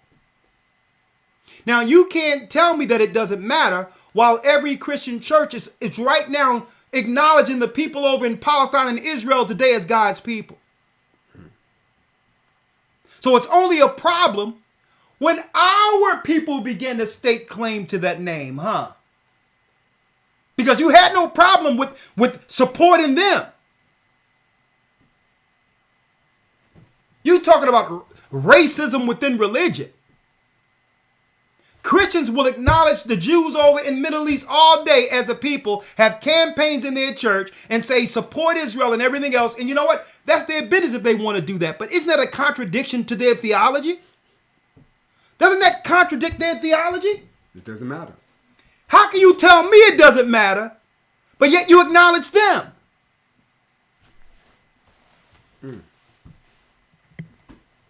Now check that out, Elder Lawyer. The hypocrisy. So it only doesn't matter when black people are claiming to be Israelites or Jews, huh? See? So because there's really racism behind their theology, but they're not telling you out front. See? There's a low level of racism against black people within these religions, but they'll never tell you. Because before we knew we were Israelites, everyone had to acknowledge them, Caucasians, as the people. I didn't hear nowhere in the church that it doesn't matter. Right. Until blacks started claiming to be Israelites.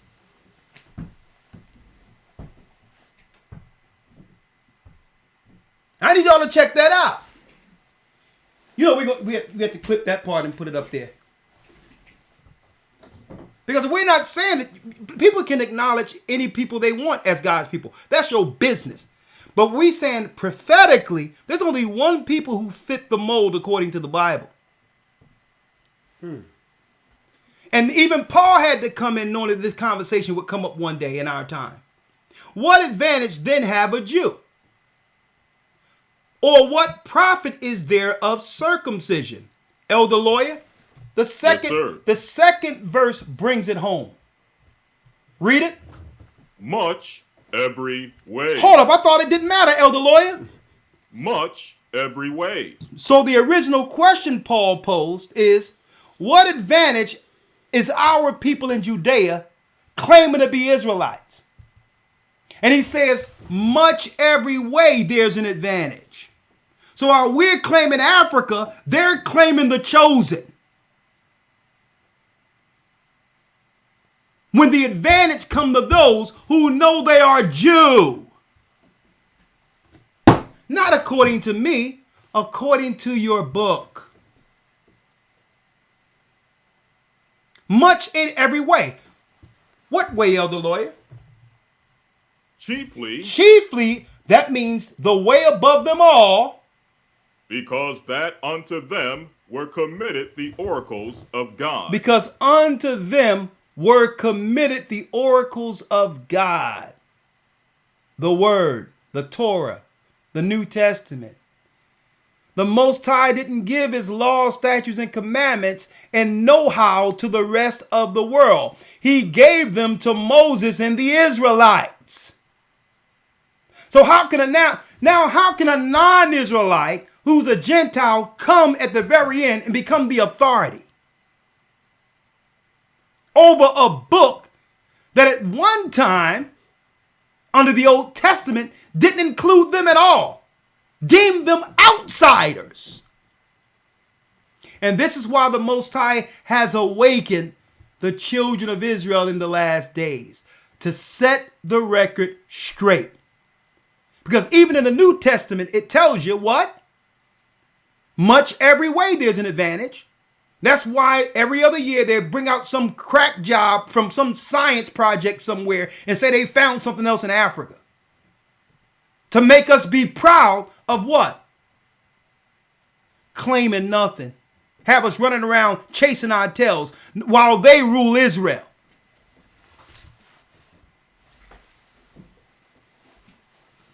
And I'm not saying there isn't any wealth and power. I'm not saying that there's in a sense of pride from Africa, because there is. But we have to realize the historical truth of how we ran into Africa. That Africa would only become an extension of Jerusalem. And that if you don't rule from the center of Jerusalem, you will become servants to Jerusalem. That's a biblical principle since the time of Noah. Before there was any such people as Israelites, the Bible says that what? Canaan shall be a servant of servants. Canaan represented Africans, North Africa. So it was meant that we would rule from paradise from the beginning, which is the Garden of Eden, which is the center of it all, Jerusalem. Y'all better wake up, folks. Right now over in Israel, they won't let you know here in America, you very rarely hear any advertisement for our people to visit Israel. Why do you think that is? Lebanon got some of the highest pH water known to earth, where there's battles over that water running under the rocks in Lebanon because it heals just by drinking it. And right now, Israel isn't even producing it the height of its power like it was when we were in the land. You can get on the salt sea, and the salt you can float to the top. People get in the salt sea to heal their infirmities on their body till this day in Israel.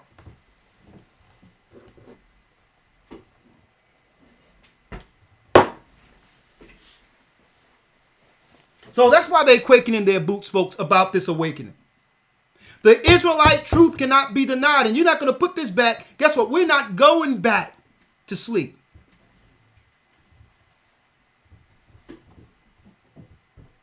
There's a growing spiritual constituency in the earth, and it's the children of Israel. And folks, when I say this thing is big, I'm going to tell you, I'm getting communications throughout the earth since I've left and came back. From every place, from every remote part or place of the earth, our people have woke up. I got people in Afghanistan, folks, in the academy. Come to find out, the 10 tribes ran into Afghanistan. Some of the 10 tribes. And guess what? It's no wonder that the Bushes went to war against the Afghanis. The Afghanis. The original Afghanis were from the lost tribes of Israel, folks. The Vietnamese. Every war the Romans have waged against our people were the children of Israel who were scattered. Cambodian, Philippines.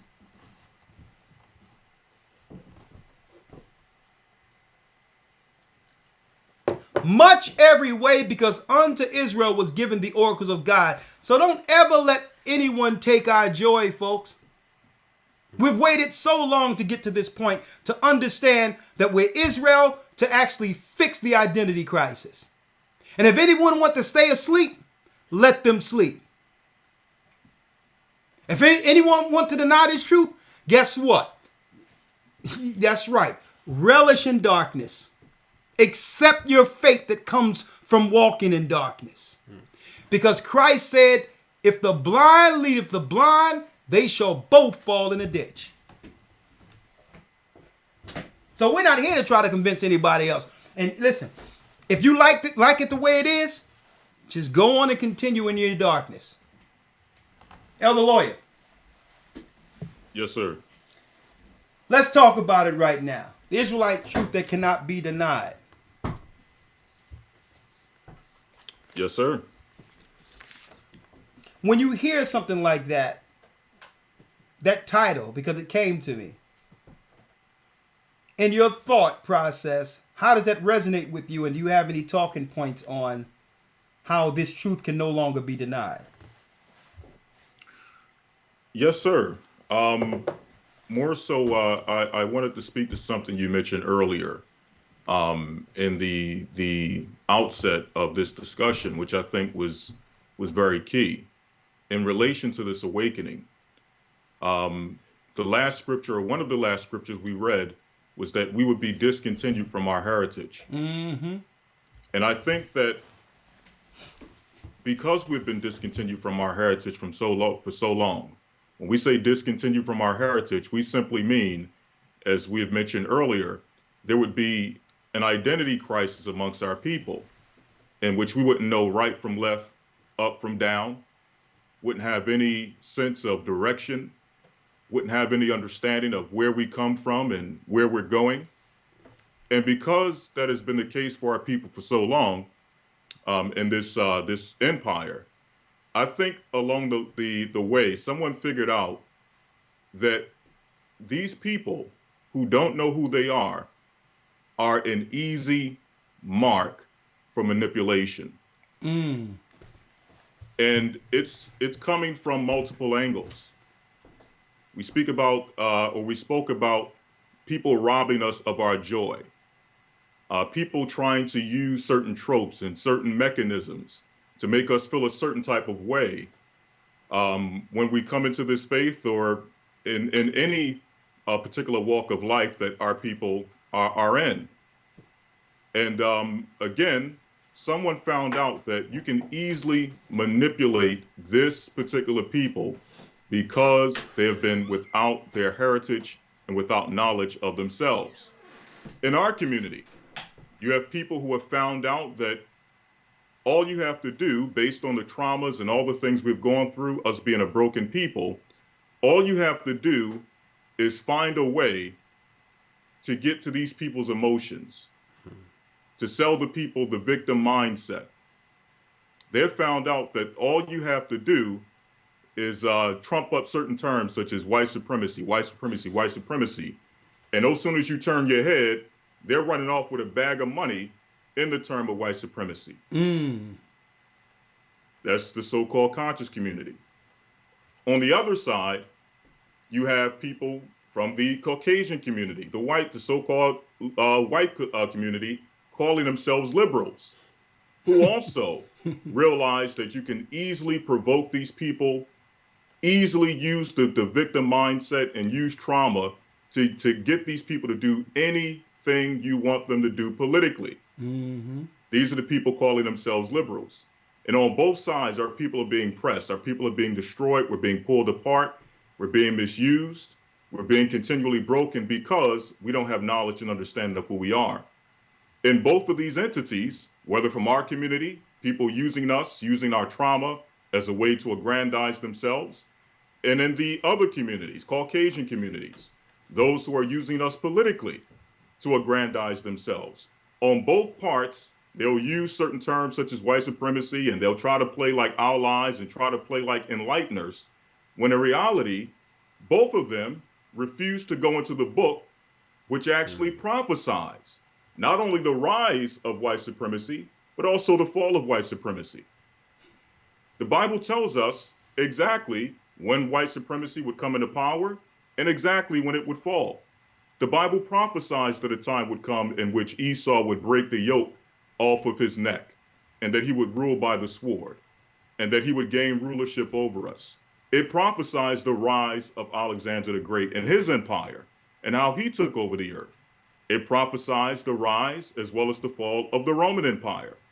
All of that information is in there when you're talking about white supremacy. But no one wants to refer to this book because if you go into the book, you can't just go into the problems, you have to also go into the solution. And as long as the problem is there with no solution, no real solution, because as you mentioned earlier, there's no bill you're going to write into law or no political thing you're going to come up with that's going to end the rule of Esau, which is the true understanding biblically and prophetically of white supremacy. There's nothing you're going to write in the law that's going to change that. But as long as they continue to push these various, use these various tricks and use these various deceptive measures as a way to use our people politically and for otherwise, for finances and things of that nature, and not go into the book that gives us the real solutions, we're going to find ourselves in the same exact place where we started. Okay? And I just wanted to read a few scriptures dealing with that, particularly on those who would call themselves liberals and try to instill the victim mentality and actually show biblically how the apostles dealt with victimization, because we're not the first generation of, let's say, Israelites who have gone through victimization. But there's a way that the apostles dealt with it and that our forefathers dealt with it biblically to show us that we don't have to, as you mentioned earlier, allow others to rob us and steal our joy, and to keep us from understanding that, listen, as many things we have to be upset about and to be angry about, we have 10 times more things to be joyful about. Because the same people who are executing these things against us, we understand something called judgment, that vengeance is the Most High's, and that they will be judged, and anyone who has done anything against us in the past have already been judged. They have already met their judgment. And we also understand that our Lord, he's coming to restore all things to their proper order. So there is, as much as we would point to the things that are the things that have been done against us, as you showed some of those examples with the bill of sale, the captivity and things of that nature, we understand those things. Those were grave things that happened against our people. But the reality is that, number one, it happened for a reason, and the Bible tells us that reason. And also we understand that through Christ, there is an out. We're not going to be in this position forever for those of us who repent. But just a few scriptures very quickly. The book of Isaiah, chapter 32, verse number 4. All right, let me pull up so they can see it. Yes, sir. Isaiah of the Lawya, what verse? What chapter? I'm going to start at 32 and 4. And this is for the people who call themselves liberals, who would try to use victimhood and try to use certain tricks and use the trauma that our people have gone through and the lack of understanding of who we are and the lack of understanding our identity as a way to use us politically as a tool. Okay. It says here in the book of Isaiah, chapter 32, verse number 4, the heart also of the rash shall understand knowledge, and the tongue of the stammerers shall be ready to speak plainly. Verse 5, here's the key point. The vile person shall be no more called liberal. I'm going to read that again. The vile person shall be no more called liberal. So you're going to find out, and we have been finding out, that these people calling themselves liberals, calling themselves Democrats and other political terms, these people who have claimed to be for our turn, claim to be for our liberation, claim to be liberals, these people are vile people. How do we know that? Evil, nasty people, too. Exactly. We spoke earlier of what's going on with Dwayne Wade and his family and how they're being used as political tools, allegedly, to bring forth certain agendas. Well, what side of the table does this type of agenda fall on? It falls on the liberal side, the effeminization of black men, or the effeminization of men, period. When you're talking about the division of the black family, that's coming from the liberal side. Okay? So these are vile people who are being exposed for what they are. The deletion of children. Exactly. We can't forget that. But these are people calling themselves liberal. Liberal meaning to stand for liberty, justice, equality. Well, we're finding out that these people are not for liberty, they're not for justice, and they're not for true equality. It says here in the book of Isaiah 32 and 5, it says, the vile person shall be no more called liberal, nor the curl said to be bountiful, for the vile person will speak villainly. So in other words, these vile people who have paraded themselves as standing for liberty, paraded themselves as being liberal, Black Lives now they're Matter, coming out and they're speaking the truth of what they really stand for. They're not hiding it anymore. Yeah. They're exposing themselves for what they always stood for, but because we have had the lack of identity and lack of knowledge of self, we couldn't necessarily identify who it was that was using us. At the same time, claiming to be our allies, claiming to be for us, but at the same time, being used as a Trojan horse to keep our communities decimated and destroyed. It goes on to say here, and his heart will work iniquity and practice hypocrisy, and we're seeing that these people are hypocrites, and to utter error against the Lord, and they're speaking out against the Most High every day through their actions, to make empty the soul of the hungry, and he will cause the drink of the thirsty to fail. One more scripture. Because one of the tools they use, again, is using that victim mentality, keeping us in a state of feeling sorry for ourselves. And what they'll do is they'll come in and play the superhero with the so-called solution to our victimhood. But making us believe that I'm sorry, go ahead. But at the end of it, Elder Lawya, we're still suffering under the same conditions while they're running out the back door with the bag. Exactly. So what they do is they just come in, They just come in to ride the emotion that they've actually created through whatever cause or scenario that happened. They see somebody get shot. It was like, okay, how can we use this height of emotion to our advantage and run off with the money at the end of it, like Black Lives Matter? Right. So they wait for events so they can come in with the liberals and all these others, and they come in and rally the whole neighborhood up in a tizzy so that they can now get what? Financial backing that the government would usually have to benefit us. But they'll never let us know that money exists. Right. There is money out there, but they don't teach us in colleges in our inner cities on how to get it. But once the events happen, they know exactly where the bag is. Exactly. And this is why I tell people, all of our people, we have to stop getting riled up through every event when they came. Oh, a white guy, Dylan Roof, came through a black church. Well, listen, there's stuff on the books for that, for murders. Okay, so right. no matter what church he came into, it's a bad thing. Let me choose what cell to put him in. We can take care of Dylan Roof real quick. We can show you. Listen. We let us choose what cell to put him in, and everything. Dylan Roof story is over.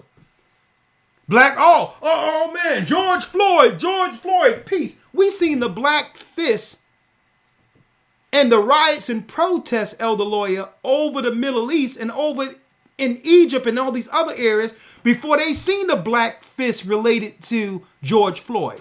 We all knew that was a liberal group looking to topple governments and bring in liberalism.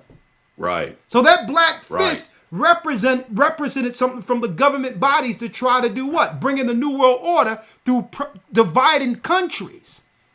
Exactly. So when I seen the black fist, and that's the George Floyd, I was like, I seen that 10 years ago. When they had a protest in Libya, Egypt, protest in England, they had the black fist. Right. That's a symbol of communism. Exactly. Socialism. So they use an event to do what? To get us all up in fury against government, so that now they can come in and get all the money and leave our communities more decimated than it was before the events. And that's why I tell people, folks, don't trust liberals. They know where the money is. They just need an event to get it. That's it. They don't care about us. And what happens right after the whole Black Lives Matter thing was being figured out? The conversation came that the one woman went and bought mansions and all that stuff. And if you think she's the one behind that, you got another thing coming. You need to check out her so-called quote-unquote wife that no one is talking about and what synagogue she's associated with. That's right. Y'all better wake up. That's why I tell people, man, stop getting caught up in these events. Okay? Our folks need to try to do something different. Well, Trump is a racist. Trump is a racist. Listen, I'm not saying vote for Trump either. But at least Trump as a businessman have some skin in the game. He understands what's going to happen if you allow the liberal side to take over and socialism comes in. He loses his businesses. He loses his collateral to negotiate as an American internationally. And China will gain the preeminence in negotiations. So even from a political standpoint, if anyone understands what America is built on, you wouldn't side with liberalism, because under capitalism, at least the businessmen here in America have something to fight for. So I'm not saying choose either side. But this is what they think. They think the more intelligent is on the other side. Because they can see the game with Al Sharpton. They can see the games and know that these guys are not about nothing. Jesse Jackson. They see these so-called representatives like the one we seen over there in Chicago that's no longer there. Lightfoot, whoever she is. Lori Lightfoot. The one that was in Atlanta. And then all of these areas were put in place to be regentrified as they begin to get rid of our people. Same thing. I'm glad, Elder Lawya. I just wanted to point that out to why I'm against the whole liberal movement altogether. It's anti-Christ, anti-God. At the end of it, we're the people who's used politically for the protest, while other people come in, Satanists and these other letter people who looks nothing like us, benefit financially off of our uprisings. Exactly. But go ahead, Elder Lawya. Exactly. I couldn't say it any better.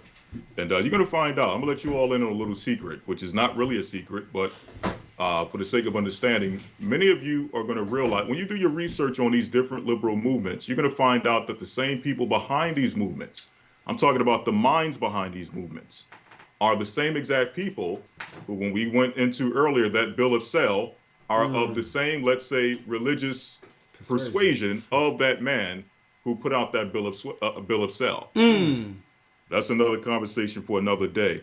I'll just read a little bit of this for the sake of time. This is, bringing out this thing on victim mentality. The great thing about the scriptures is that when we go back and we do our research, we find out that the men who are the pioneers of this truth, speaking about Christ and the apostles, one thing about them is that you could not use the victim mentality against them, because no matter what you did to them, they were beat, they were whipped, they were put in prison, they were martyred, but they still stood strong and understood that there's nothing that you can do against them that's going to stop them from bringing forth the true solution, which is repentance and turning back to the Most High. I'm just going to read this very quickly. Acts chapter 5, verse 17. Okay, then the high priest rose up. I'm sorry, go ahead. Acts 5. And 17. Okay.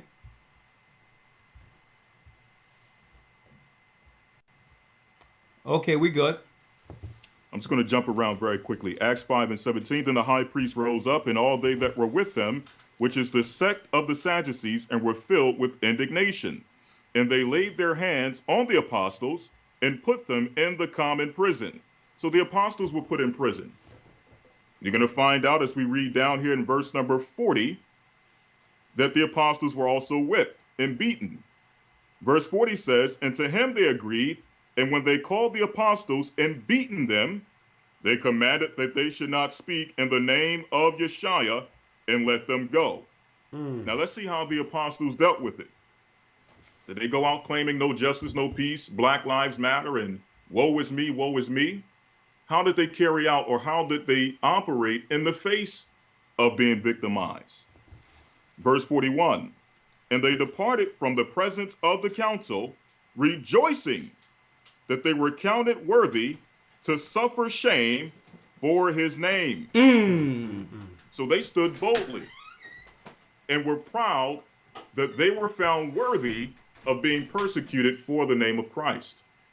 That's how they dealt in the face of victimization, which is the reason why they could not be used and misled with the victim mentality.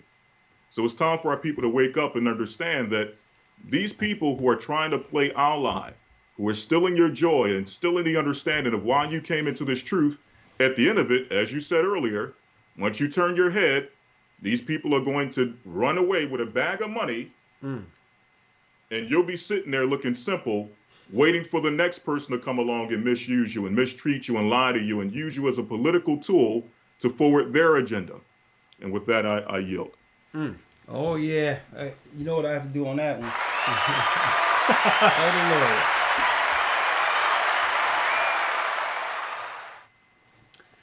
Elder Lawya, man, I'll tell you, man, going into this Passover next week, it's so much to celebrate, and I cannot wait. For the first time, Friday night, instead of us just coming together, getting prepared for tomorrow, it's going to be a night of communion and music celebration. And I think for the first time, all of us are going to be together who were together in the beginning. Right. I'm working on making sure that Elder Shakumya Allah's there. Raphael Allah, he'll be there. We got Elder Shapat. I mean, all around the world. Don't forget, we were teaching out of nowhere, and I'm sitting there next to a brother that was in England, London, who's doing great work, not only just here, but help us establish the churches in different parts of Ghana, Africa. Right. This cannot be denied. The testimony on how you got here, Elder Lawya, how I got here.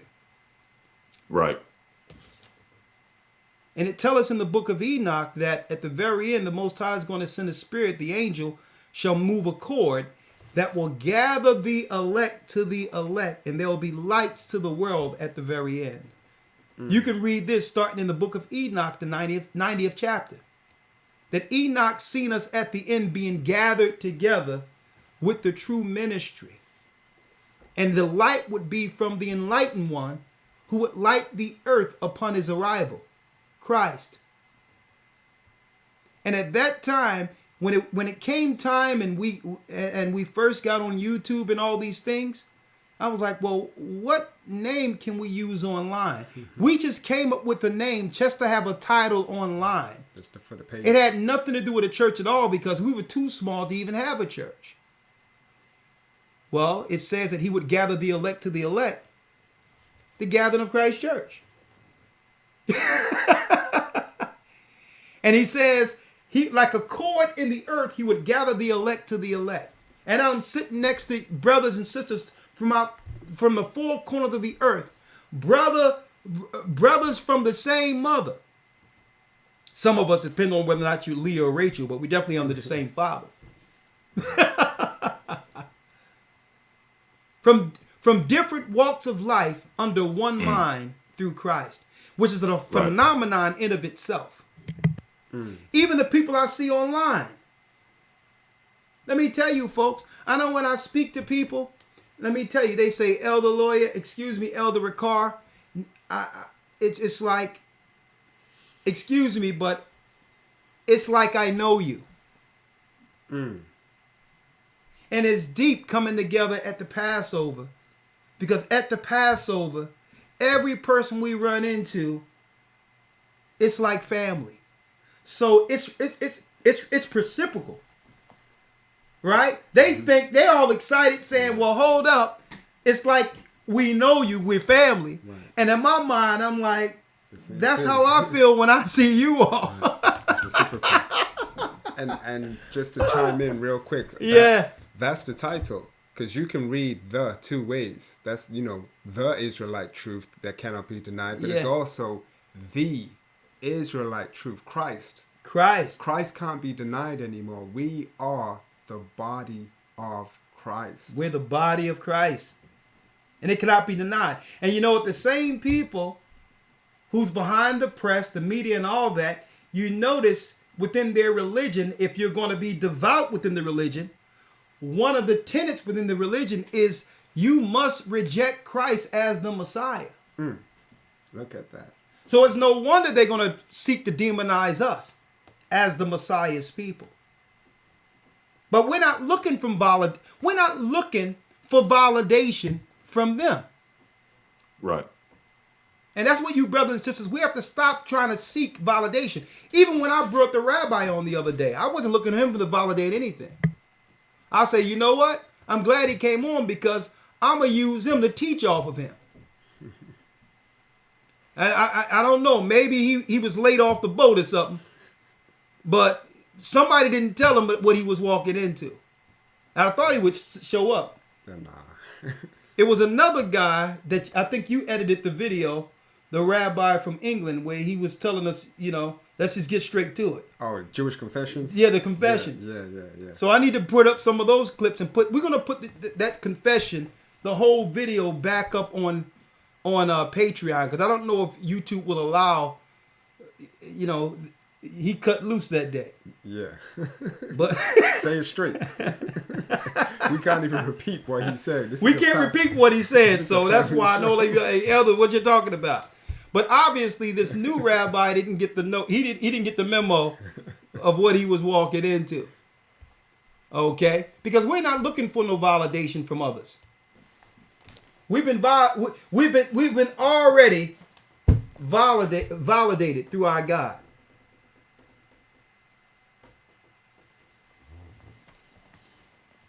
So we're going to open up the calls. The Israelite truth cannot be denied. If you have any questions, if you even, guess what? Even if you have questions or may deny some of what we're talking about. Another thing, Israelites aren't a monolith. Let me make it clear. Being an Israelite isn't, all Israelites don't believe the same thing. There's people in our neighborhood right now who think they're African Americans and are Israelites. There's those who know they're Israelites, who are under a different ideology altogether, the same as it was during Christ's time. You had Pharisees, Sadducees, Essenes, and you had Christians. You had Zealots. So another thing, folks, what they're going to try to do is say, well, these people from One West believe this. These people from that believe that. These are outsiders looking in, trying to make a name for themselves. You don't know what a One Wester is unless you were there. There's no One West, because they was at a different address before One West. And by trying to pigeonhole people into these One West and all these other compartments, that's actually disrespecting the prophecies of the Bible that these men taught, that had nothing to do with the location or the doctrine they were teaching at that time. It's minimizing the fact that God said, in that land where it was taught that you were not my people, there it shall be said unto you, ye are the sons of the living God. You're the valley of the dry bones in Ezekiel 37. The whole house of Israel. So don't let them try to compartmentalize and say, well, this Israelite believed this and this Israelite believed that, as if they become the authority. These are enemies sent in. These are vultures sent in to try to get some level of credibility. Why? Because something have moved well beyond the Islam and Christian paradigm, and it's a place where they have no place of control within it. It's the one place that they don't have no authority. So they're going to make their own authority as critics for the media, so that the media can now use these evil apologetics as sources to legitimize their demonization of the awakening. Watch what I'm saying. The apologetics are the devil. They the Jesuits. And because they have no place in this awakening of authority to tell us, to try to direct what we do, they're going to critique and make themselves some level of authority or pundits to be utilized by the media to demonize this awakening. So let's go. Let's open up the lines. Elder, before we go there's a few announcements I would like to make. And I have a few questions that I'm going to ask you, Shapat, concerning where we're going with the news. Don't give out no news articles right now, but tell the brothers and sisters what they can expect this Sunday in a minute. Starting this Sunday, week 1. That's why people ask why I'm hyped. Man, let me tell you, I'm jonesing for an academy this Sunday, because I mean, it's like I'm missing something waking up Sunday and not be able to teach and interact with the knowledge the Most High give us to deal with on any particular day. The next Hebrew and Bible Academy will start this Sunday. You all can get in right now and go to historytimes.org. All right. March 12th, we have people on standby around the clock to make sure you get in 9 a.m. early. All lessons in this upcoming academy still have an overall theme centered around spiritual warfare this time. And how to battle against it, every lesson will either be brand new or updated. Spiritual warfare will be the focus theme for all 12 weeks. Creation of the universe, the state of the world before physical and spiritual corruption. Where did the darkness come from? And how did the darkness, listen to me clearly, how was it consolidated within the earth and became the leaders of the earth? The darkness in the earth are the leaders over the earth today. We're going to break it down.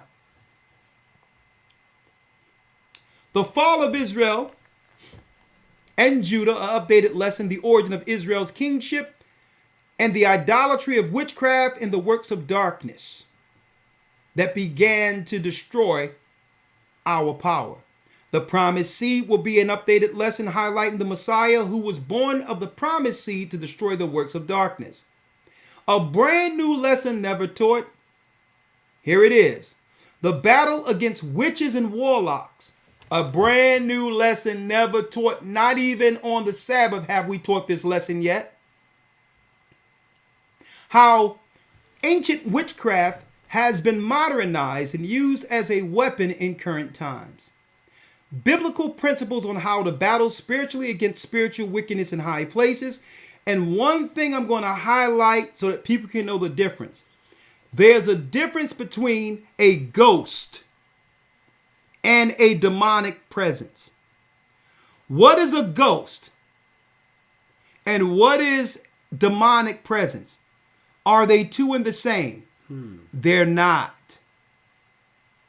And I'm going to break this down in the academy so you'll understand what forces are working in the other dimension. What is a ghost? And when is it that you know, no, this is not a ghost. It's a demonic presence. We're going to break it down and give biblical examples. The battle against witches and warlocks and how the witches and warlocks they've done away with the black garment and the pointy hats and put on white jackets. We're going to show you that. All right. A brand new lesson on an updated lesson, roundtable discussion on the divide between man and woman. We're going to discuss roundtable discussion, okay, on Zoom and with others throughout the earth, okay, on why they want the letter movement instituted politically in other societies who are fighting against it, like Africa. What are their true initiatives when it comes to what they call inclusion? And are they behind, or were they behind destroying our families the whole time from a legislative standpoint before they were given a constituency? How can we come together and stop what they're about to do? Because guess what? The beginning of it was destroying man and woman to lower the number of marriages on earth and to do what? Multiply the numbers of divorce for those who chose marriage. And they weren't going to stop there. Without man and woman, there's no protections for the children, and that was their aim the whole time. To get to the children without parental protection. We're going to talk about that in our new roundtable discussion, the divide between man and woman. And again, to help you out, for those who are in the academy or repeat academy goers, don't worry about it. There's a 10% discount if you refer or sponsor someone in the academy. And we're going to let you know exactly how you can get that discount. It's very cheap to begin with. But again, the more people you refer to, that they can say you refer them to, it'll be less, to the degree where if enough people, you don't have to pay nothing to be a part of something, as researched as what we're about to go into. Elder Lawya with the Hebrew. I come in with the news as a comment, more so I commentate. I deal with some level of analysis of what Elder Rawchaa research, okay, with the news. There's no news like it on earth, okay? What the news is talking about now, because they are allowed to, believe it or not, a lot of this stuff, we were talking about it in the academy 10, 15 years ago. Even while the plague or the scorpion sting was going on, we were telling people exactly what it was and what not to do in our news reports. And Rawchaa does a great job in doing the research to make sure our people are on point concerning how to view news. Okay? The news is saying one thing to the low-level viewers, and another thing to those who can understand how they spin and propagandize. And that's why I love the news. There's nothing like it. What can we look forward to this Sunday, Rawchaa? Well, Historytimes.org. There's been so much because the hiatus, the small break. Okay, it feels like a long break. Yeah. But, yeah, there's so much news, but especially for you brothers and sisters who have not been in the academy, you know, we have this section in the news called Sodom Watch. Sodom Watch. Right. Keeping an eye on those hide your kids, hide your wife. That's Right. all I can say. The alphabet people. Yeah. But to that point, of course, without going into the news, just know and understand that how Sodom and Gomorrah was, like the biblical Sodom and Gomorrah, it was not what is portrayed today or promoted today, which is the extremes, let's say, of the alternative lifestyle choices. Okay? Sodom and Gomorrah was other things going on, like Elder brought out recently with the what was it? The Scamming the people. scamming. Okay, that was part of Sodom and Gomorrah. Yeah, bunch of scammers. And it's not just the people scamming. The law promoted and protected the scam, including the judges. Okay, so we go into some articles where sometimes you may hear, you know, not normal Sodom Watch, which is a bit of a weird oxymoron because how can Sodom Watch be normal? But anyway, going into the laws and the academia justifying and trying to promote certain lifestyles, all with a satanic path leading towards the attack, the open attack on children. Okay, and here's another thing. So that's what's going to be coming in the news, part of the news, because we try to get Sodom Watch out the way because, you know, who wants to be dealing with that all the time? But anyway, when it's in the news, it's at the beginning so we can get to some other news, right? But real quick, speaking of their forked tongue and the use of words like Elder briefly mentioned, they'll have things presented in a way to make you think it's saying this, but when you read between the lines, so to speak, it's saying something entirely different. And on Sodom Watch, the word that they've been using for decades, for centuries, okay, if not for millennia, for thousands of years, the word they've been using this whole time is satanic in and of itself, with their soon to be added letter to the alphabet group, and it's going to be a P, and I'm talking about so-called pedophiles or pedophilia. The word pedo is relating to children, hence the type of doctor is a pediatrician.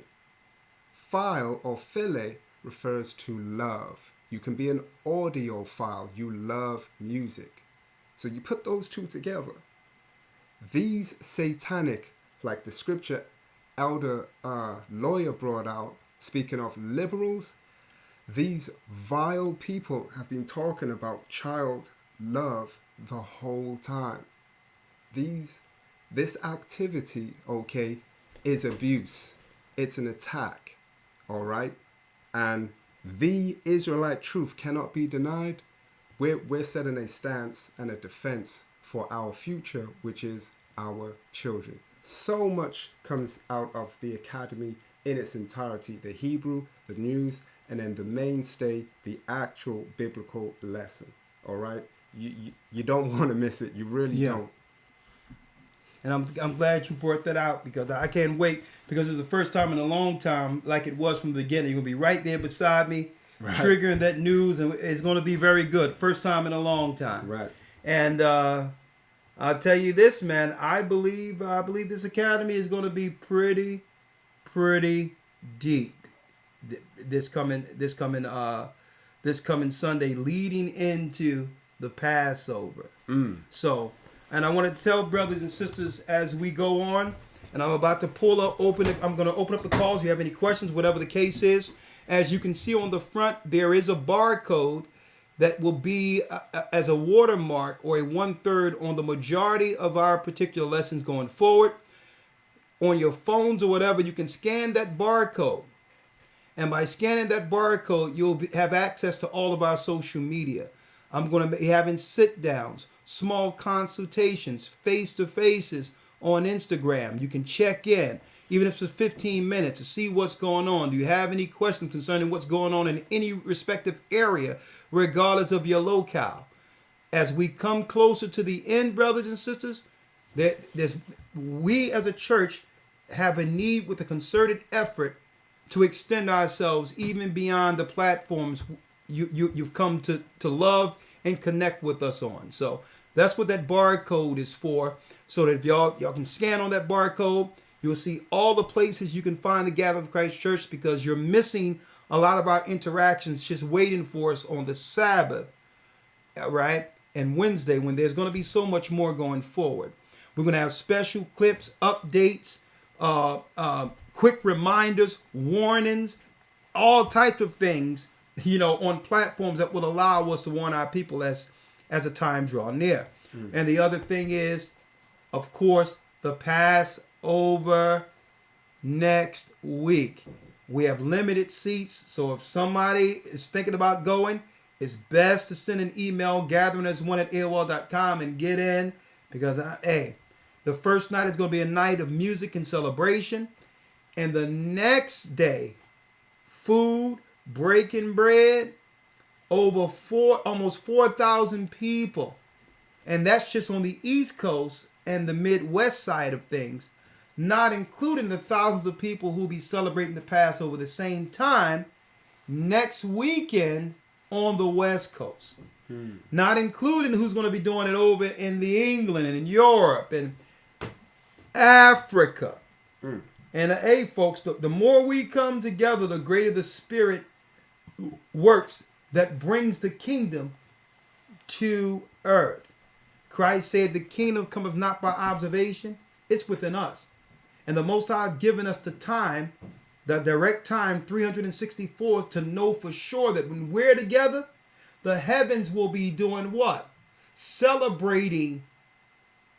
That's right, in the heavenly tabernacle at the same exact time.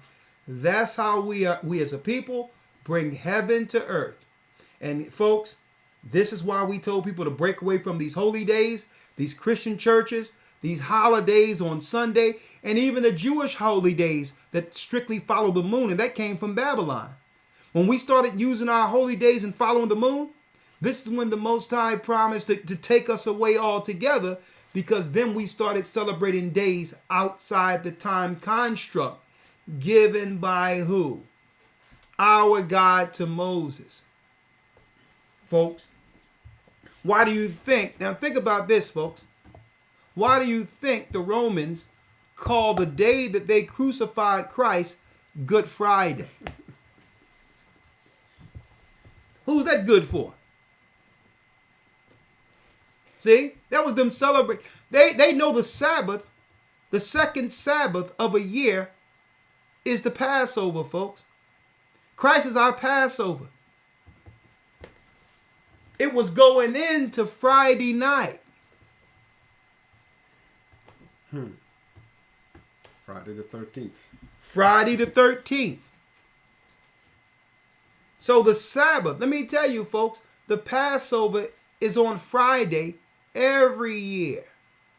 From Friday sundown to Saturday sundown is the second week from the regular calendar. It's on a Friday. Every year, that's right, the Passover falls the same day every year. The second Sabbath from the new month. And then they really did a trick on our people. They think our people on the earth are so dumb, the people not in general, just our people, everybody. They think people are so dumb that they can't even count to 3. Because they'll make you believe he was crucified on Friday and rose on Good Sunday, and tell you that he rose on 3 days. Rose in 3 days. Now, someone try to get 3 days between Friday and Sunday.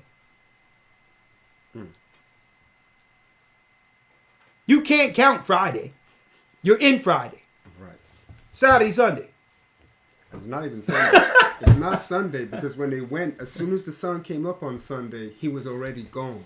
Yeah. Well, the way it's worded. The way it's worded. The way it's worded. Before the Sunday came in. Before the sun came up on what they call Sunday, okay? The rock was already gone. Okay. So it's less than the 2 days that they tell you. Mm-hmm.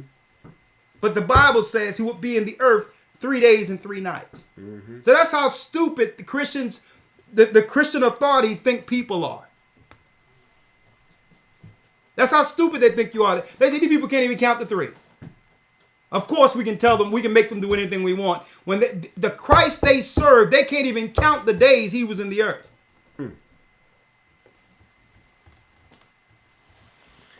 All right. Let's open up the lines. Boy, I'm glad the Most High set us free from that hot mess, that Roman mess. And as soon as you try to make sense, you say, listen, there's no Easter rising between Friday and Sunday. And you know, so, and I've spoken to Christians on this. They was like, well, it doesn't matter because Christ is the reason for the season. Even though you tell me they got something to do with anything. Christ is the reason for the season and he loves everybody. That's their answer to when you say you can't get 3 days between Friday and Sunday. So you try to make sense out of that. Let me call in the line real quick. We have Elder Rawchaa who's helping me out here. Let's see. 515-605-9327. Blog Talk Radio. Welcome to Blog Talk Radio. Please hold and you will be able to listen to the show. Oh, they trying to do it that way, huh?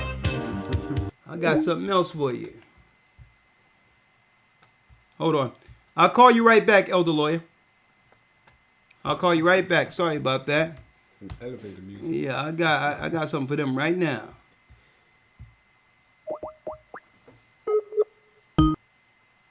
Welcome to Blog Talk Radio. Please enter your host PIN when finished.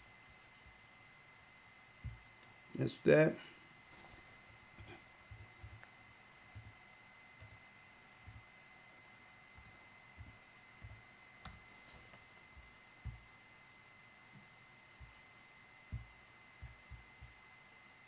Calling back into a live show, we are reconnecting you now. Your show will go live in 5 seconds. 4, 3, 2, 1. Blog Talk Radio. Okay, we're live, brothers and sisters. I'm Elder Rawchaa of the Gathering of Christ Church. We're here live. And now, let's see here. 515-605-9327 if you want to chime in or have any questions, even about the academy. One thing that you might be happy to know, we will no longer close the chat at the end of the lesson, okay? We're going to pick and choose and make sure we get some people in who are fairly new, who have never gotten their questions answered. So don't worry about that. We're going to have the academy done at a time in which we can actually converse and interact with the students on a more personal basis. That was one of the complaints that we had out there, and guess what? That complaint has now been fixed. So when you get into the academy, we will have our Zoom interactions, as well as you don't have to worry about the chat being stopped and now you can't interact. Those things are done. We're going to make sure there's more interaction after the lessons are done. 347 area code. We have 10 minutes before the lines are closed. So if you have something to chime in, a question or comment, if you have a voice that you would like to converse with us tonight, you have 10 minutes to call in before the queue is cut off. 515-605-9327 to get you in queue. 347 area code. Shalom. Shalom, Elder. Thank you. Well, I'm going to try to make this quick. I personally understand the importance of being an Israelite, but I have a friend that we were and talked to and trying to share lessons and everything with. Well, her contention is, well, I believe that, if you go to church and you believe, well, if you accept Jesus Christ as your Savior and believe in Jesus Christ, you'll go to heaven anyway. What is the answer to that? And now, don't say that showing these videos, because she claims that the lessons are too long. She can't handle watching all the lessons and everything. So what is the answer to say to someone that just claims that, what she's over saying it doesn't matter? Okay. Basically. Okay. Well, Now, what is the answer to someone like that? okay. Now, what did you say her answer is again? She says, well, if you just accept Jesus Christ and you believe in Jesus Christ and everything, you accept him as a Savior, then you will be saved. You'll go to heaven anyway. That's her thinking. Okay, so now let's break way of thinking. let's break that down, right? What does accepting Okay. Christ? What does accepting Christ entails? Well, apparently she said just believing in Christ and claiming he's the Savior. Apparently, I guess that's what she believes. I understand, but that's What, that's a little ambiguous, right? That's subjective, right? right? Because Yes, Christ says, ye that believe in me, as the scripture have said. So you have to let her know outright. Unfortunately, there's a good chance you truly don't believe in Christ as he intended for you to believe in him. And you have to show him that. Okay. Like for instance, Christ says what about the law? What does it say? Follow the law. Think not that I've come to destroy the law or the prophets. I come not to Right. destroy, but to fulfill. So you have to ask the right questions. Christ would intend, Oh, okay. he intended for believers to continue in following the law given to Moses. Do you believe in those laws? Because if not, you don't really believe in Christ. Right? Right. And it says, Okay. he that sin transgresseth the law. When you go to 1 John, the 2nd chapter. For sin is the transgression of the law. Right. Right?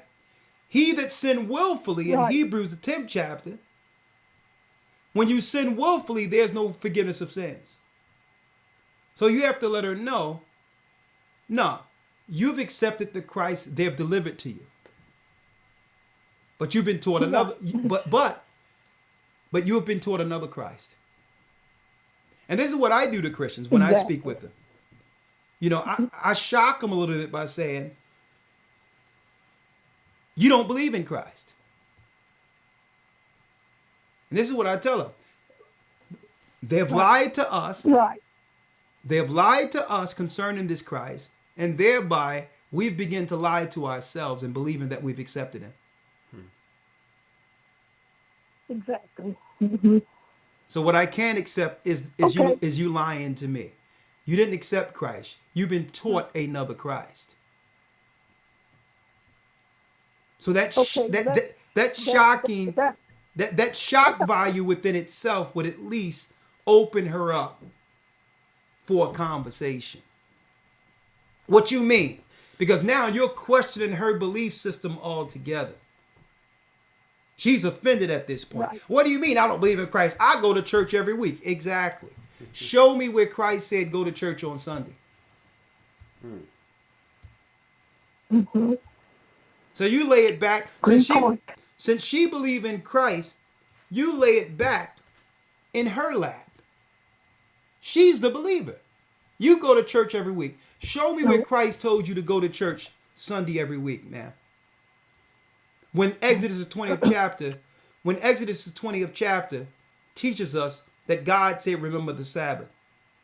Where Christ went into the synagogue on a Sabbath and healed, which means he was there on a Sabbath, knowing that that's when our people came together under a holy convocation.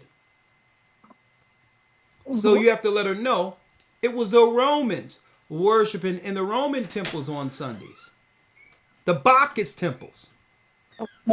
So she believed that her dedication and her fervent dedication to Sunday service, she thinks that's equivalent to accepting Christ and following Christ as a believer. Yeah. So the whole when I tried to start when I first started trying to share the truth with her, she said to me, "Well, I don't want to get into anything that will shake my faith." And I'm like, "What?" You know. So hold up. First of all, if I have the truth, why would I be threatened with my faith being shaken?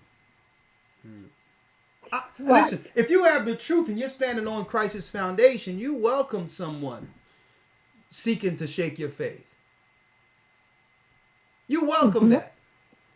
So that means in of itself that she's not really confident in the Christ she claimed to serve.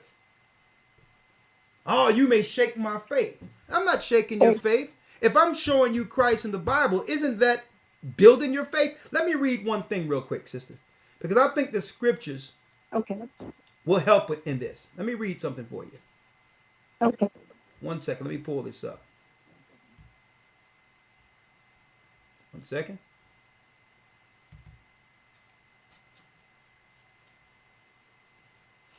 That's not working there. Let me pull it up here. Let me read this for you, sister.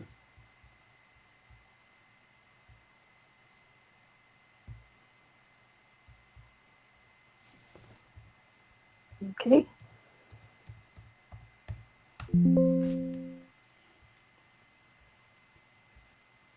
And this is Paul right here.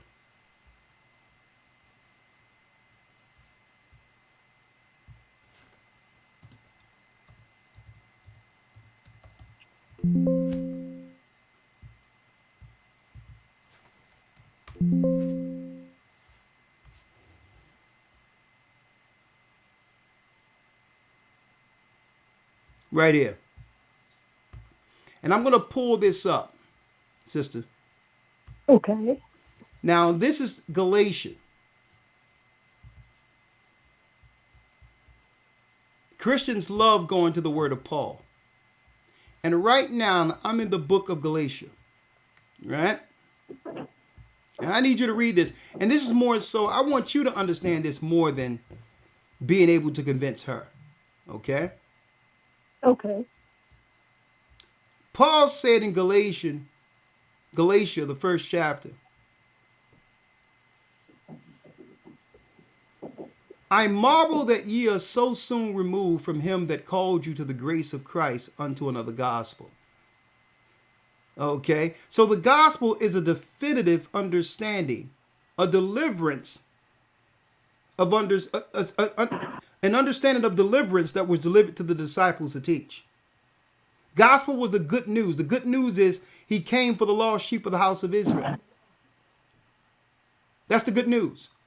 90 seconds. Which is not another, but there are some that trouble you and would pervert the gospel of Christ. So who came in and perverted the gospel of Christ, sister? The Romans. But though we or any angel from heaven preach any other gospel unto you than that which we have preached unto you, let him be accursed. As if we said 60 before, seconds. So say I now again, if any man preach any other gospel unto you that ye have received, let him be accursed. So what is Paul saying there? The gospel is fully understood, and true believers would know what doctrine of Christ to build their faith upon. So, since we know that, right, let's go to the good news. Right. Let's go to the good news. Because she believed that going to church every Sunday, being devout in her belief, is how, is a true way to serve the living God. 10 seconds. And she's afraid. You know what she's afraid of, sis? She's she's afraid of finding out that all of her devotion and life dedication to Christ, or whom she thought was Christ, was a lie. She's afraid of knowing that. And the fact that she said, "This may shake my faith," she knows there's a chance she's living a lie, but don't want to be held accountable. Listen to what I'm saying. Because she knows that she cannot be held accountable for something she didn't learn or do not know. So she would rather stay in darkness than to hear you tell her something, and something different that challenges her faith. Because she do believe in Christ, she's accountable to do something with the information you're delivering. So she's afraid. Right. She don't want to be accountable. She's comfortable. But let me show you what was delivered to... Your phone is breaking up, but let me read the gospel that was delivered to the disciples. Matthew 10:5. Then these 12 Jesus sent forth and commanded, saying, "Go not into the way of the Gentiles, and into any city of the Samaritans enter ye not." Now, this was the original gospel before Christ died and made a commission to the Gentiles. But go rather to the lost sheep of the house of Israel. And as you preach, tell them, say to them what? The kingdom of heaven is at hand. So the true mission in receiving Christ and his gospel was to find the lost sheep of the house of Israel. And Paul even stated, if anyone bring another gospel outside of what was delivered to the disciples, let that whole church be accursed. They're teaching another Jesus. Oh. Mm-hmm. You see that? Yes. So the mission Yes. So the mission that your friend have accepted was the mission that came with the false white image of Cesar Borgia. Right. Christ, the heavens, Paul, no one is accepting that mission. Who knows the truth? So I hope some of this help. If you can let her know that, listen, you're not trying to shake her faith, you're just seeking to add to it. Let her know, listen, Right. your faith in Christ is sound. I'm not going to try to convince you outside of it, because believing in Christ, we both can agree with that. And try to deal with the things y'all can agree with first. And the fact that Christ is Savior, stick there with her. But then let her know there's another component. That the mission of Christ starts with finding his people. And then you let her know you're one of those people. All right? Okay. Thank you, Right. sister. Yeah, I think you've given me enough information to fight this. Thank you so much. You're welcome. Bless you. All right. The lines are closed, but we have enough people in. We're going to go down these and then retire for tonight and get ready for our Patreon tomorrow. You can probably share on the Patreon with me tomorrow too, right? Mm-hmm. All right. 786 area code. Shalom, Elder. How you doing, brother? I'm blessed by the best, and his name is Ahaya. How are you doing, sir? God, I'm doing well. This is Brother Armbruster. I gather at the church in Antioch, North Cali. And I got a question, because I have one, if I'm not mistaken, Palestine would be Moabite. You mean the Palestinians? Yeah, Palestinians. Yeah. They would be Moabite. They'd be correct? Moabites, and Okay. the Jordanians would be Ammonites, the children of Lot. I understand. Khan. And is that Esau marrying Ishmaelites? Is how Moabite came about? No. Moabites, don't forget, Moab and Ammon came from the two children the two incest children between Lot, when Lot was drunk. He was made drunk by his daughters and bare children through the two daughters after the destruction of Babylon.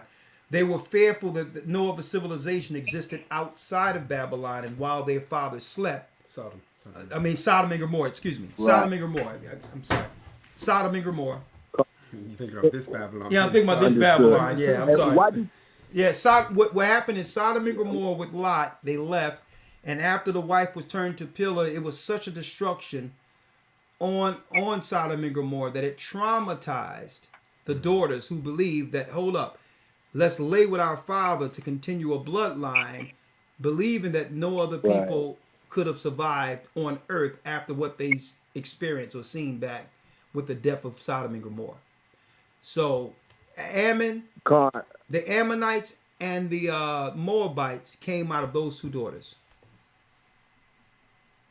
And why do Palestine feel like they have a right to Israel? Because I had a conversation with a Palestinian brother, and he was saying that like Israel is Palestine or something. And I was just speaking. Well, the reason why the Palestinians believe that they have a right to it, because after we were destroyed, after 70 AD, when the Romans destroyed us, all of the nations which bordered our land had free access to it.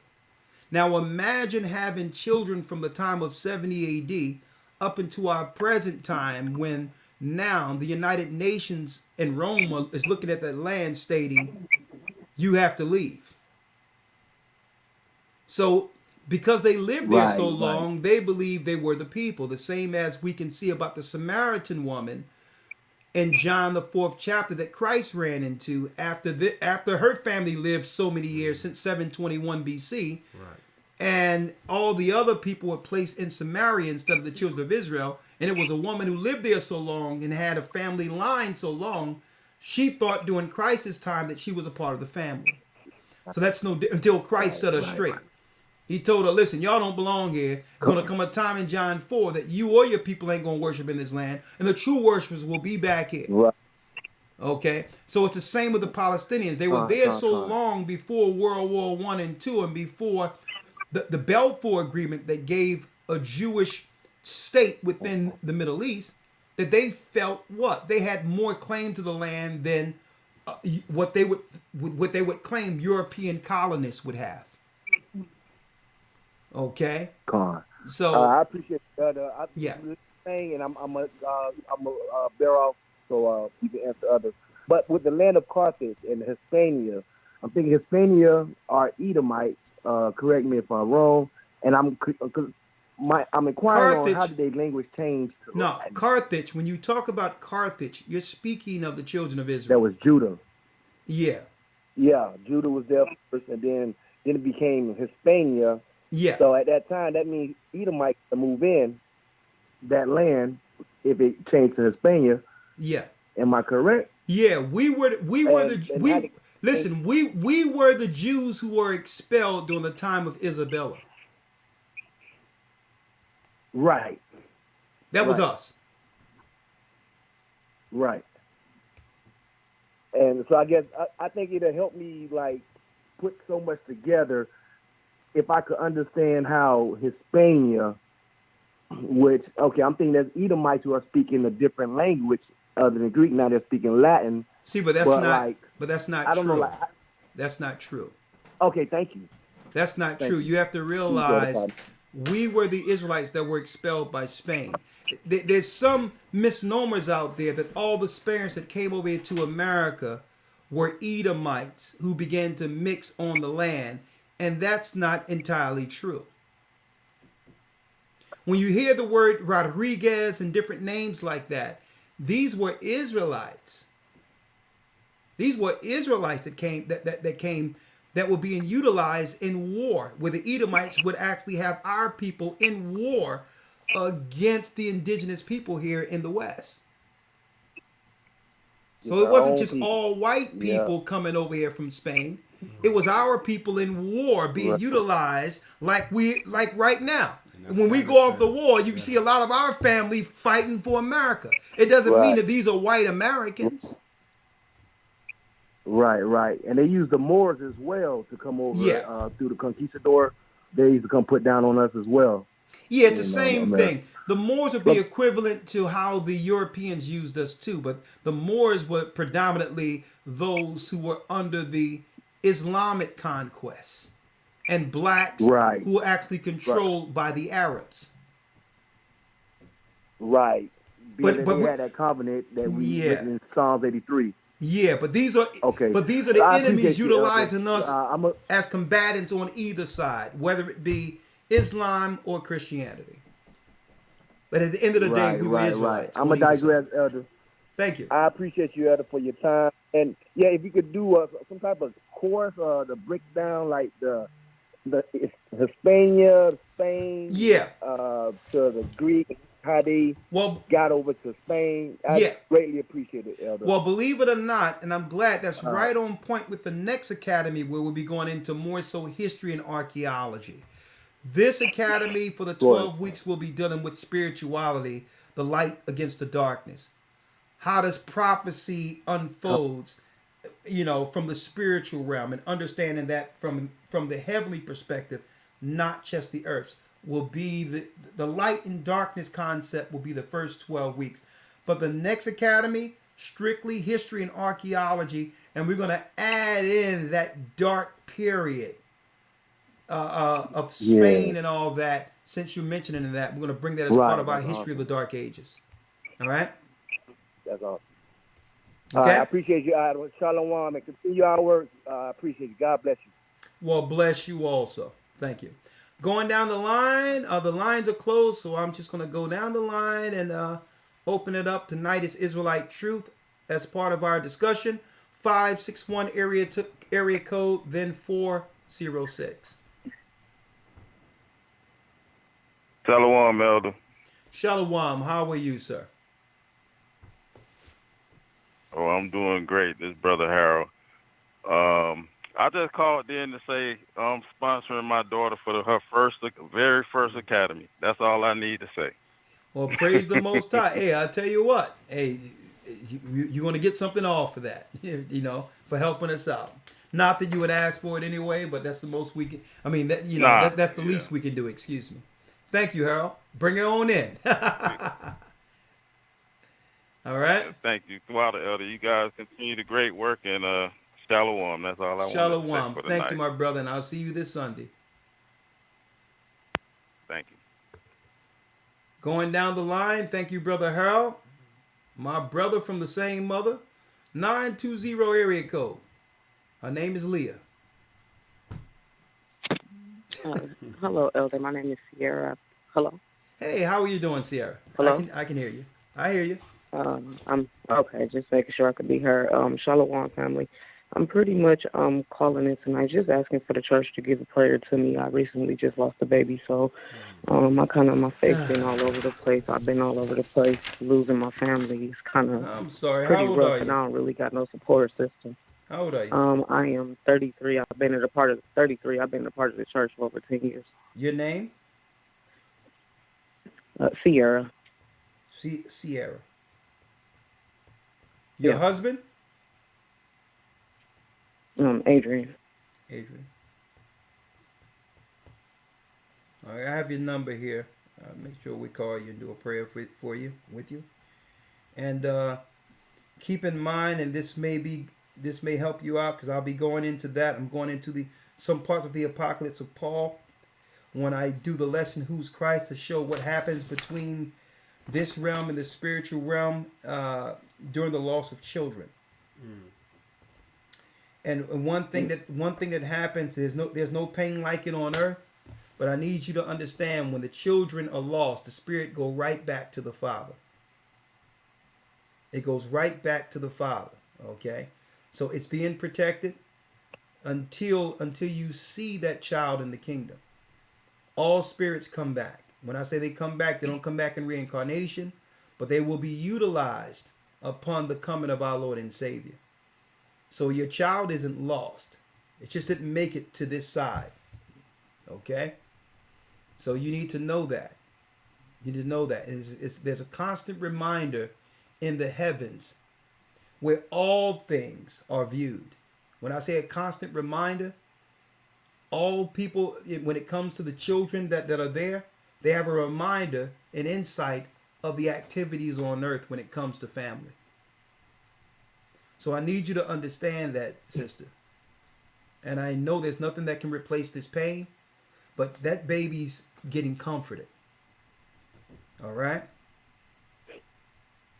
And I'll call you. I'll call you. Appreciate it. You're welcome. And we'll talk about that because, you know, a lot of this information should be taught where we know exactly what happens to those who make it through this life onto the other side, and the children who don't have an opportunity to make it to this life. The Most High have a reason for that. It's deeper than any of us can understand. But he also has a reason and a plan for that spirit. Okay? So you don't have to beat yourself up and wonder what I could have done, because usually when it comes to death, normal emotions kicks in. Sometimes guilt, regret, and then we begin to blame ourselves.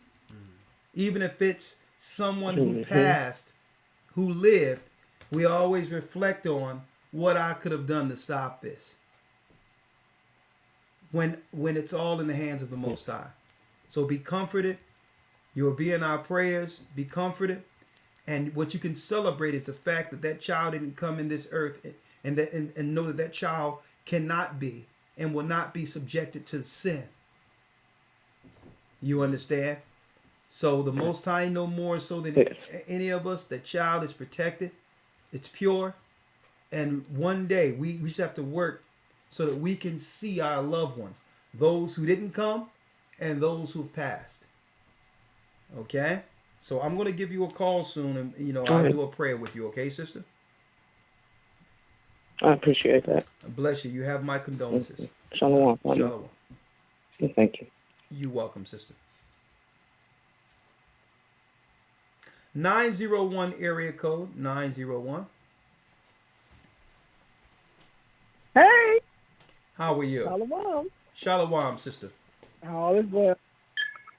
Listen, I always get excited when I hear my area code. Okay, so let me just say that I appreciate you guys, and I called previously, and you said that Elder Lawya would reach out to me, but I hadn't heard from anybody because I was really hoping to get in on this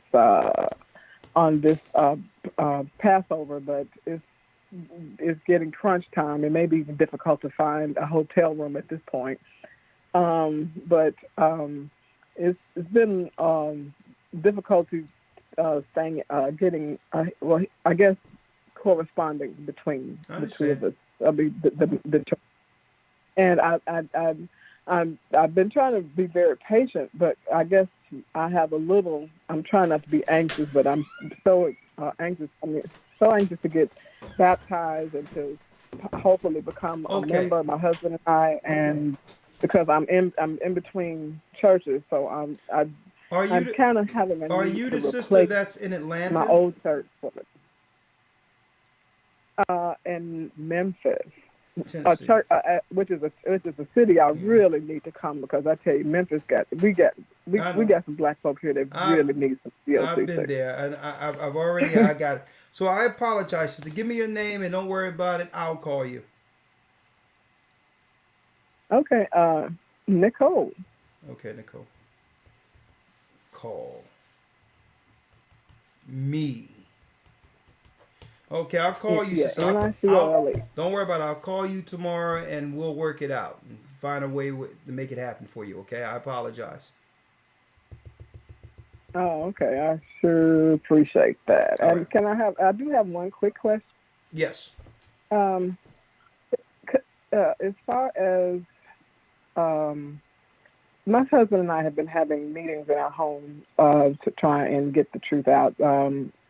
It's kind of we believe it's our assignment right now, and we've been just having these really great PowerPoints and having people that seem to have an ear to hear come together, and we just explain about their identity. We break down the curses of Deuteronomy and explain to them the purpose for being an Israelite. We have different PowerPoints, but this one that's coming up is about Esau and Jacob, to kind of explain to them the kind of the origins of racism.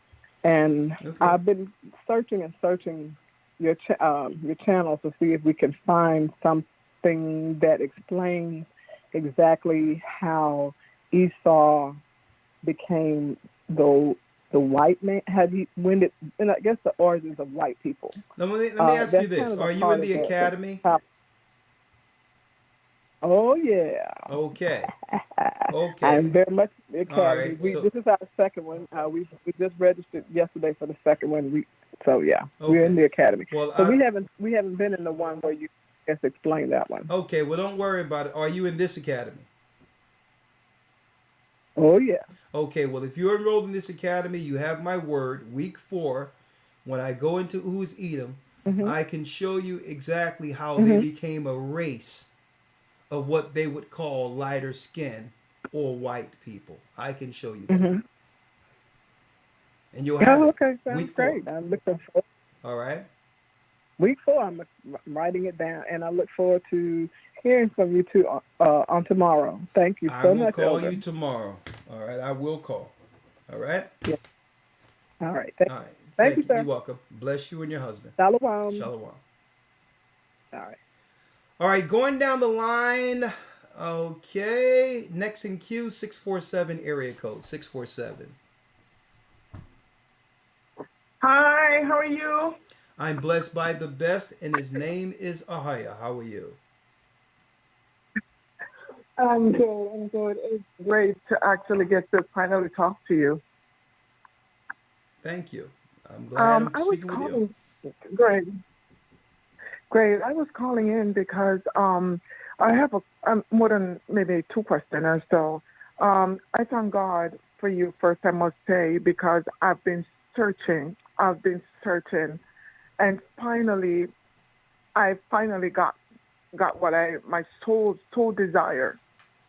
I've been in a few different churches, and I've never heard about the Hebrew Israelites. And I asked question. I asked 2 different pastors, and all they told me was, it doesn't matter. You can worship it any days of the week you can worship. But I'm like, yeah, but the Lord said He set aside, the Sabbath day for us to worship it, and He said it doesn't matter. So I never really get a straight answer. And the way you break it down for us, it's just amazing. My heart, my spirit is glad, that I found you. And I said, you know what? No, I've got to join the academy, and so I did. Thank you. I will be starting school on Sunday. Well, where you from, sister? By the way, I'm so sorry. Where you from? I'm from Canada. Your name? Donna Smith. So, Donna, let me ask you this. Your pastor, whoever he was, does he know more than God? No, he doesn't. So this is my issue. He doesn't, but he behaves. I'm saying, but he behaves. You know him. This is my problem when they claim it doesn't matter. If it doesn't matter, why did God say remember the Sabbath and to keep it holy? Exactly. Please explain that to me. No, they think they know more than God. Exactly. Well, he really do. You know who he is. No, who is he? You know Pastor Jennings. Oh, Pastor man, Jennings. He from Philadelphia, right? Yes. So he's the one running around telling people it doesn't matter. That God said remember the Sabbath. Yes. That's right. Okay. Well, you're no longer following that, I suppose. Well, if it doesn't matter, why go to church on Sunday? No. Shapat, you know what? Shapat, hold up. Ask that question again, Shapat. If it doesn't matter, why you go to church on Sunday? I don't know. Yeah. I really don't know. I asked that question because you say the thing about it is he say that he knows the Bible so well. And you have to understand something. As I said, I've been searching. So when I come across him on YouTube, I thought that was it. You know what I mean? Because of the way that he was breaking down the word and everything. But since this so-called thing that we went through for the past 2 years, you know, he totally blew me away with that, right? Because he had said that we had to take the stuff. Yeah. Otherwise, we won't be able to come to church, right? And remember now, he like, roll up your sleeves. Okay. Yeah, he said, this is what he said. That's a man of faith somebody right wrote there. in and asked him why. Yeah, he said, why don't you roll? He said, no, he said, somebody called him and said, why don't you let your congregation take the stuff? And he said, why should I let them take it? I remember back in 1970s, they feed our people facilities through the stuff. And then I was so shocked when he changed his mind, because he always said he's not a sellout. So I was so shocked when he said something like that. And when I saw it, I'm like, you've got to be kidding me, because I ain't putting that stuff in my body, no way, no how. Hey. And that was it, because he went out and he said, oh, I have to travel the world, and I'm not going to let a little thing as a shot stop me. So he went and he took it. Okay. Well, I just traveled the world. And then the people took it. Listen, sister, we've been traveling the world, and we don't have to do none of that. So I don't. You see it? I don't know what he's talking about. You know what? Because the whole thing it's like this. It's called religious protection. If God said no, the answer is no. You can't. What, you gonna infringe on my God-given right that I cannot have? You're gonna claim that I have to have something foreign in my body to go somewhere against my God? Elder, I send videos to a few of the members that go to the church, and they totally lay me out. They laid me out. They tell me that I'm going to send a video to some Jamaican, and they're going to tell me some dirty, bad words. And the way she laid me out, I was so hurt. But because I'm a child of the Most High. She called you everything but the child of God. But inside of me, yeah. She crushed my heart. I went and I speak to the Lord about it. And then when I went back to the church, I've never seen anything like this, Elder. You know when the Lord said he will let your enemy become your footstool? Oh, yeah. I've never seen the way she was rallying around me. I said, if I had opened up my mouth and lay her out, maybe the Lord wouldn't have let that happen. You know, she was around me. She behaved like nothing happened, giving me hugs and talking to me so nicely. I'm like, wow, okay. You know, but so let's talk about now. It's bad. Let's talk about now, because it's time to turn the page, right?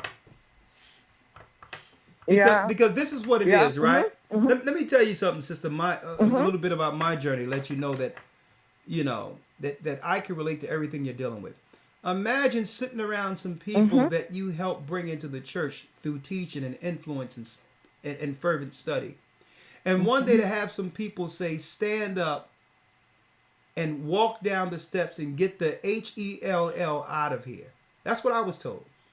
And I did nothing to these men. And then only thing I wanted to know was, okay, I'll leave, but can you tell the people here, because I'm responsible for a lot of these people and fellow brothers laboring in Christ. I'm responsible for a lot of them sitting in these seats here. At least tell them what's wrong. And they said, we ain't telling them nothing. You get the HELL out of this place, or we'll throw you down the steps. Wow. Sister, listen though. Wow. Sister, listen. It was the best thing that ever happened to me. Because Christ said that they would kick you out of the synagogues and think they do God's service. It was the Most High moving me. He knew that I was so faithful in that particular sect that if they didn't kick me out, I would probably still be there. Yeah, that's true. So the whole deal, sister, I count it joy. And I pray for those who despitefully use me or attack me. And I let Christ fight those battles.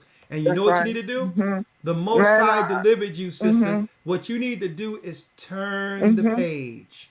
He has something great in store for That's you. exactly what I'm doing. That is exactly what I'm doing. But there is something that I wanted to talk to you about. It's a little bit off topic. Well, I but can't do I that right really, now, really sister, need to because talk to you. sister, I really Yeah. can't do that now because we're limited times, and I don't want the phones to get cut out. But I will take down your phone number, and I will call you so that you can connect with our people in Yes, Canada. please. All right, hold on. Yeah.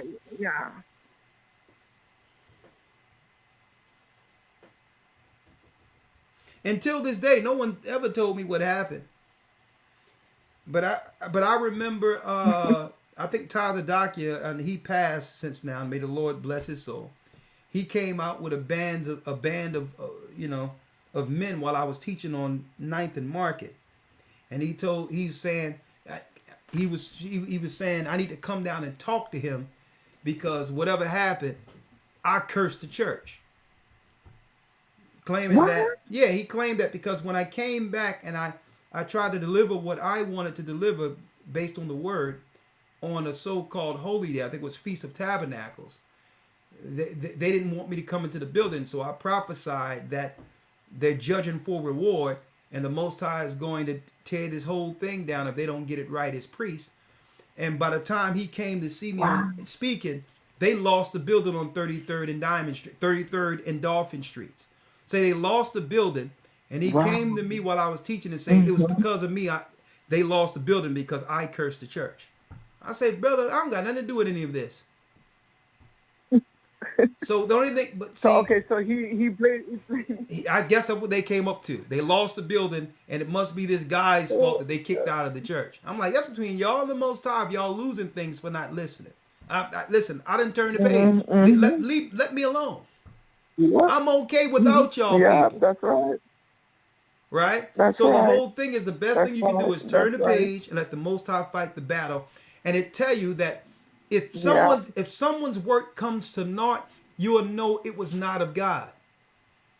That's how you know. You leave it alone. Yeah. Don't mess with anyone. And it tell you that if their work come to naught, you'll know it's not of Christ. So the only thing I had to do was to step away and allow it to do what? Fall.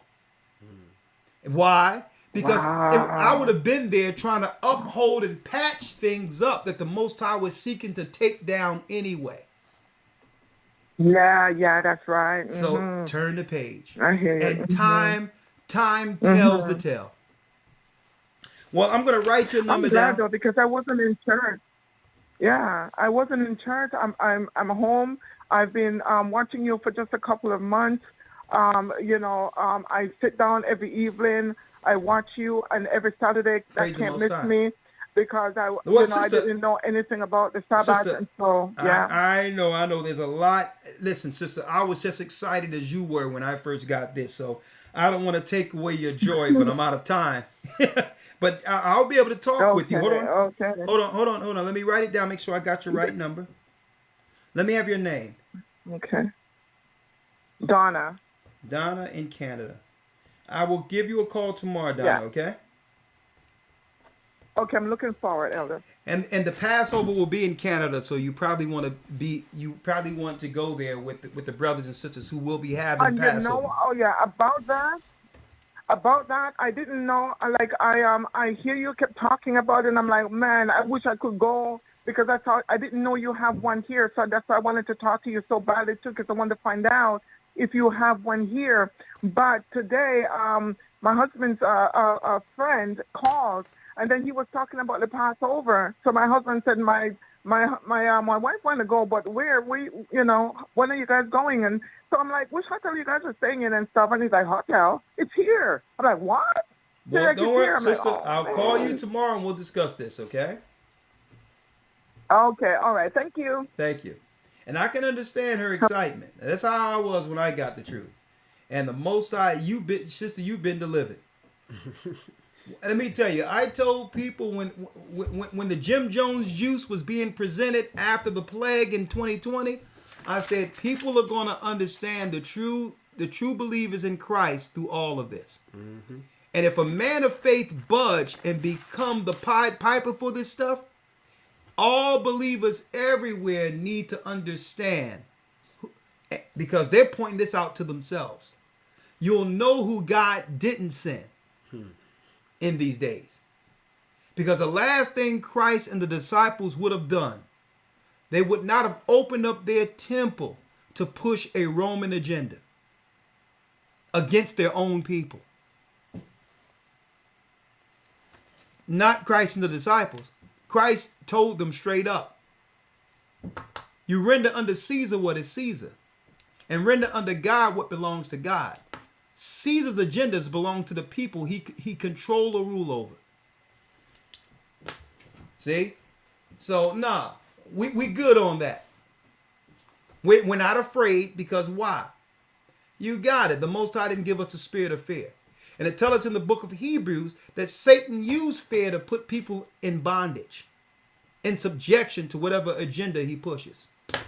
So when 2020 happened, I seen all the Israelites who was shaken during this time and was putting it out there, well, you can make your own choice. And I said, there you go. See, you never know who's really down with the Most High until what? Real live events test their fortitude. So, and to make it where they're actually standing on what they claim they believed. And when I seen Johanna, when I seen Nate from IUIC shaky on it and say, well, you can do it. And when I seen Jennings do it, and Jennings, the same guy she just mentioned. And when I seen, that's right, folks, TD Jake stand up and do a photo op while people were taking pictures of him doing it. And I'm saying, listen, I don't have to say anything, because the bottom line is, would Christ have done it? And if the answer is no, how can you claim to follow Christ and compromise those who believe in you and are strengthened through your faith? If you're weak and being thrown all over the place without a decisive decision, how can you expect those who trust in you to stand strong through a time in which they would need you, especially the mark of the beast? So I didn't have to say anything. At that time period, it showed who's really down with Christ. You can't tell people, well, it's their choice. It's up to them. We did this growing up as kids. Who knows? When people are seeking Bible direction from you, not your opinion. Bible direction is yes or no.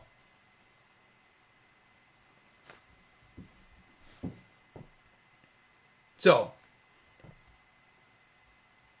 the Most High have already showed me those they're going to utilize to compromise with the mark of the beast system, because they've already done it.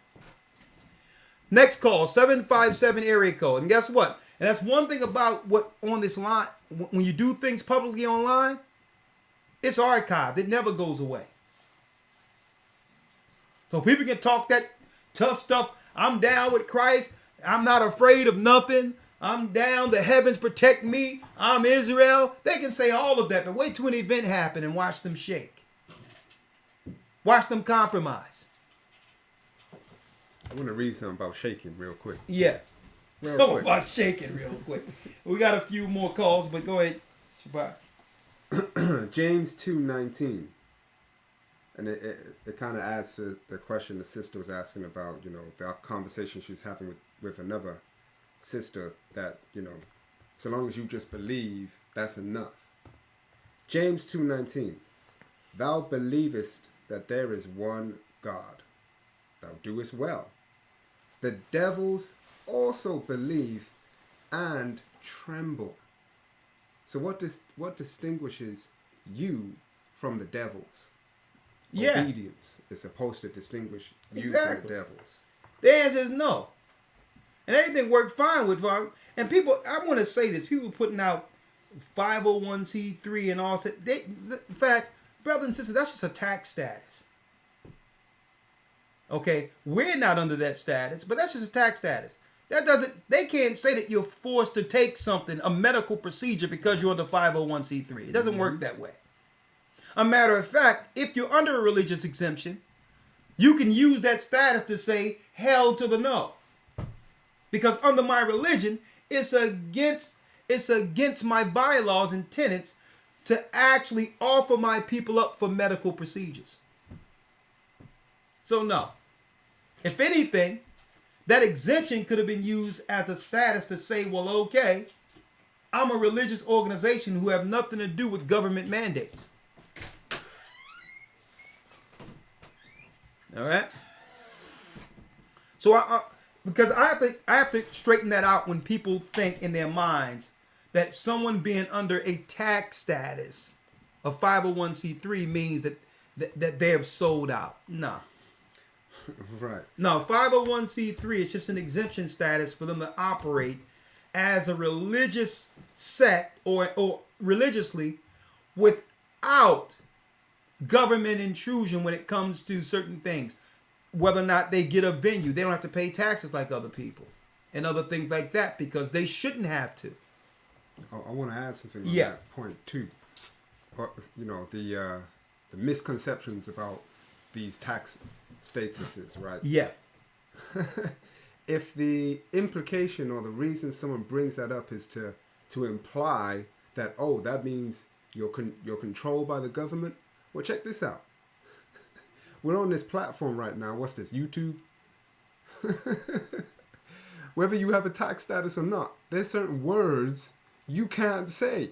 Yeah. Which is part of the reason we have to have Patreon, and certain information can only really be put in the academy, okay? Because the system, whether you're tax exempt or not, won't allow you to have or say certain words based on the algorithms that I hear a word. Oh, what? Yeah. You said this? Strike. Yeah. Okay? Now, but on a different point, because they was talking about the juice, and I want to say this, because you're right on with that. But what I'm saying is, it wasn't because of 501c3 they had to do it. But their status allowed them to get access to finances during that time that could sustain their church if they were to compromise. Right. See? That there was a facility offering. Yeah. Since there was nobody coming in the church paying tithes, how were they going to be able to keep their buildings and keep things intact financially until the storm blow over? Right. Well, they was offering pastors certain financial kickbacks if they opened up their church in the community for access for the Jews. See? Yeah. So that was a way in which they can supplement their income while losing income with no one actually coming to church. So that's when they had a choice. That's when they had a decision to make and say, listen, I need to choose Christ and God over money. I'm not going to let this circumstance have it where now my doors are open to be controlled through government. When every time I stand for something spiritually, the government tells me there's a separation between church and state and that they have nothing to do with me. See? They can't have it both ways.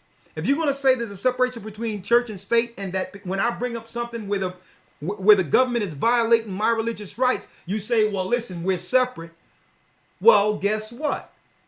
When an event happens or a plague or something happens in the earth, why should the church be open to compromise with the state? So that's what was going on. It wasn't a thing where they were forced to do it.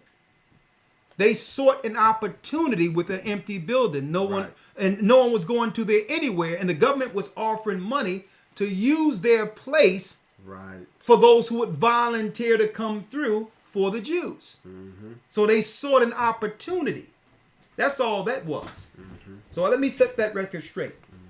And to drive home that point, usually these restrictions that people believe is attached to a tax status actually comes under contract law, like Alder's mentioning, with these events or scenarios and programs to say, oh, you want this money that's allotted for this? Well, you have to open your venue up for safe dispensaries for drug use, for example, Yeah. that's happening now across Yeah. the country. So really, it was a money grab. Everything, during that time, there was a lot of money to be had. Mm-hmm. And churches and people who had businesses and buildings were seeking opportunity to get a piece of the pie. And that's what was going on with a lot of these pastors who was flip-flopping and was saying, well, maybe we can do this or maybe we can do that. Because what they weren't telling the parishioners, those who were going to the church, they was getting paid to open their doors. Literally. See? To be used as an extended facility during that emergency. And they didn't want to tell the people in their church that, because then the people would have said, you know what? You sold out. This wasn't to protect us. There was some money there for you. And I'm going to tell you the whole thing. It's deep because we calmed things down for a couple of weeks or whatever the case is, right? Because we didn't want to be the only people moving in the earth and people asking what these people doing. But folks, I'm going to tell you right now, we were open almost immediately.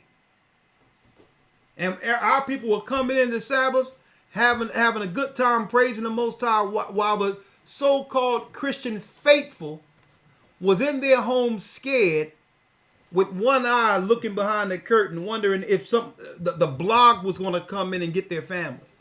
But I digress. 757 area code. We only have a few more.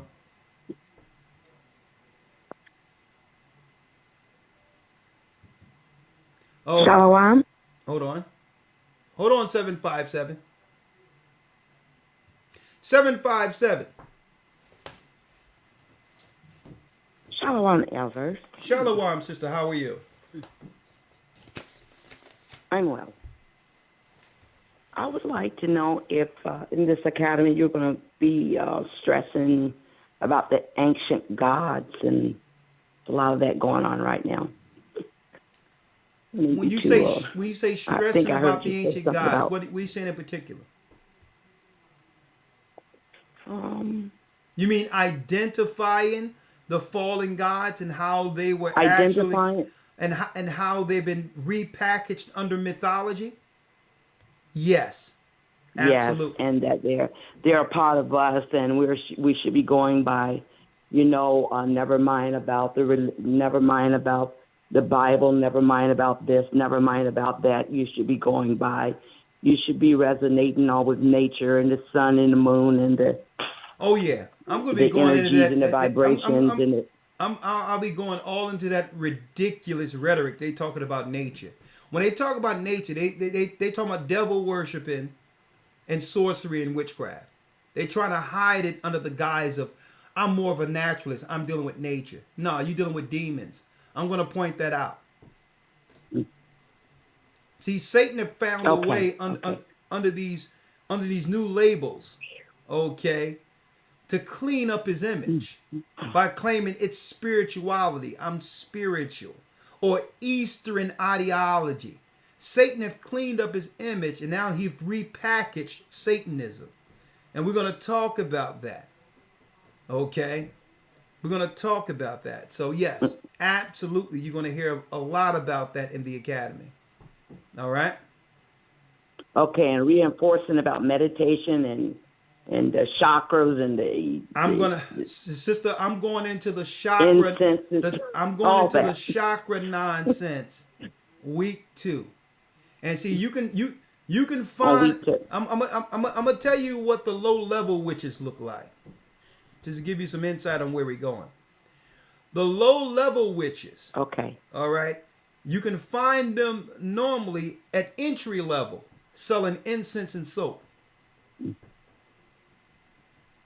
Right, and they usually have. All right, and then you can usually find them at the entry level, not absolutely, because I know some nice people who selling incense and soap, but I'm going to tell you how you can find the entry level witches. Usually, you can find them selling incense, soap, and you'll see them with a nose piercing, a bull ring. Okay, that's a telltale when you got all that. That's a trifecta when you got all these things working at once. The witches starter pack. And then on top of that, here's another thing you can find in it. usually on top of that, they're using marijuana for medicinal use only. Okay? So that's how they're going to bring it. Medicinal use only. And if you go in the house and see a bundle of sage in a bundle where they're using this to ward off spirits, when Christ told us how to get rid of spirits, and they have crystals laying around in different parts of their home, right? What you have there, what you have there is a conclave of demons controlling this one woman who probably didn't tell you she has a Ouija board. See, I'm letting it all out the bag in this academy. So the shot, and guess who the top witch is amongst our women in the United States? You'll never guess. Oprah Winfrey. No. Oprah. Winfrey. Oprah Winfrey, and not following far behind her, Whoopi Goldberg. Now, Whoopi Goldberg was the one who introduced the dark science to our community during an old movie called Ghost, when she was the medium. Ghost, right. She was the medium between a white man and a white woman who had a lost love between two dimensions. So they've been introducing this stuff for a long time. Hold up, sister. Week 2 of the academy, I'm going to handle chakra. Don't worry about it, okay? Yep, you handled that right. All right. Okay, and my second, I had just a checklist here, and I just wanted to ask you these questions, yes or no. Me as a female, and I am kind of up in little in age. I can be a virtuous woman. Is that correct? What you say? A virtual woman. That's a yes or no. No, before you go there, according to the Bible, a lot of people are saying Queen Bee, Beyonce, Badu. All due respect to Beyonce and all that, they're low level. Keep in mind, I need y'all to understand. What they had to go through, to some degree, to be recognized and to be groomed into the dark art before society began to release them as what you would call divas. They have to sit on Oprah's couch. Okay. And listen. I see. So I have to get to the next call, sister. But yes, it's up to you. Okay. So I had one more. Sister, I had been trying to reach you and was awaiting your call. This was a little personal, and I never got a call back from you. What's your name? Deborah. Okay. I'm the one that's stuffing all that has to do the name change. Okay. Well, I can say this. I got my... I have to do the name change. I'm going to say Deborah. I'm going to say Deborah. Okay. Well, I have a lot of my calls all really scheduled for tomorrow, but I'm going to try to call you Monday, okay? You'll try to call me Monday. Yeah. And I know last but not least, there's one more thing I have to say that people need to be really... You got a lot of last but not least, sister. I done let you roll with 3 of them. Please. Yes, you did. Yes, you did. So let me get to the next call. It was a great lesson tonight. And all right, let me get to the next call. Thank you, and shalom. Shalom. 860 area code. Let's be respectful, knowing that Blog Talk may cut me off at any second here. 860 area code. Hello? Israelite Truth. The floor is yours. Hello? Hello? Is this? Can you hear me? Yes. Can you hear me, sir? Hello? Yes, I can hear you, sir. Hi. Hi. So I just wanted to call because I am a part of the academy. Thank you. And I'm a young man. What would you say? Thank you. I know there's a little delay I'm a here. young, You're the young man that called last week, right? The brother that's about 16 years of age? yes, sir. Oh, okay, go on. No. No, I'm 21. I'm the guy who accidentally mentioned those names we should not mention. Oh, I'm Nick. okay. Oh, you. Okay, all right. I'm sorry. Go on. Floor's yours. Yes. So I'm 21. I'm a part of the academy now, and I'm a young man. I wanted to ask, do you teach about how to follow the commandments? Because I really have a lot of trouble reading myself, and I have a lot of demons that I have issue dealing with on my own. Okay, let's deal with that real quick. What you mean you have a lot of what's a way to really? Hold up, slow up, because you have a lot to say, and I need to isolate that right there. You got a lot of demons you're dealing with on your own. Like what demons? Like lust, anger, confusion. It's very hard for me to even think for myself. Like I have OCD, autism. I know these are all demons, but ADHD and all of those things. It's hard for me to even focus. Let me drop something on you. Okay. They have a thing that they do in their lesser magic called the power of suggestion. Right? And I'm going to be talking about this in the academy. Yes. We have to stop taking on these labels and these so-called diagnoses and labels that they're placing on us. Because that's inviting in the demon.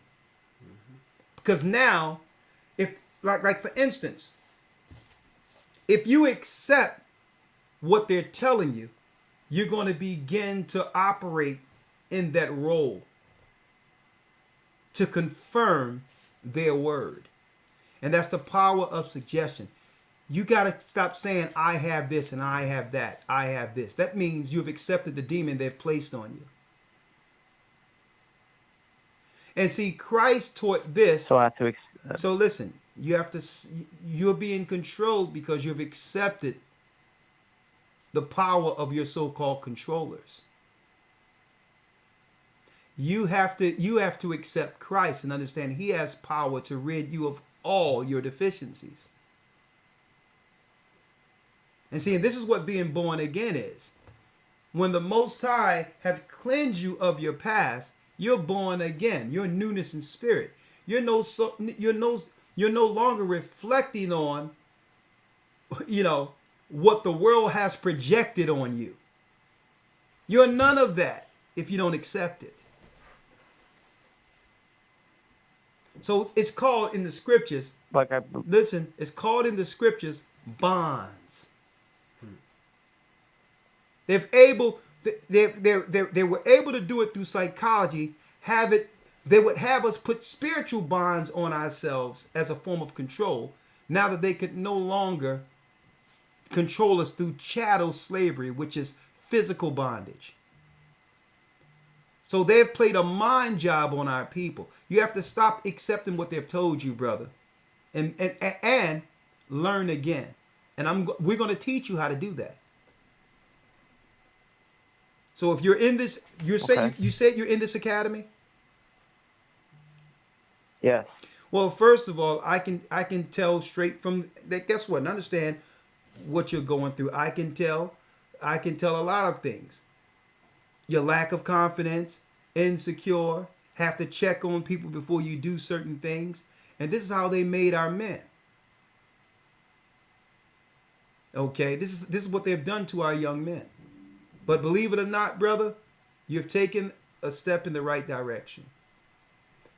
I guarantee you, when you go through this academy, you're going to see life differently, and you'll no longer be under these bonds. You have to be retaught. I already been healed, but just a matter of time before I learn about it. Yeah. So stop taking on these so-called I got this and I got that. They try to tell me my son had something when I was growing up in school. When I had to leave work and see this woman dressed like me.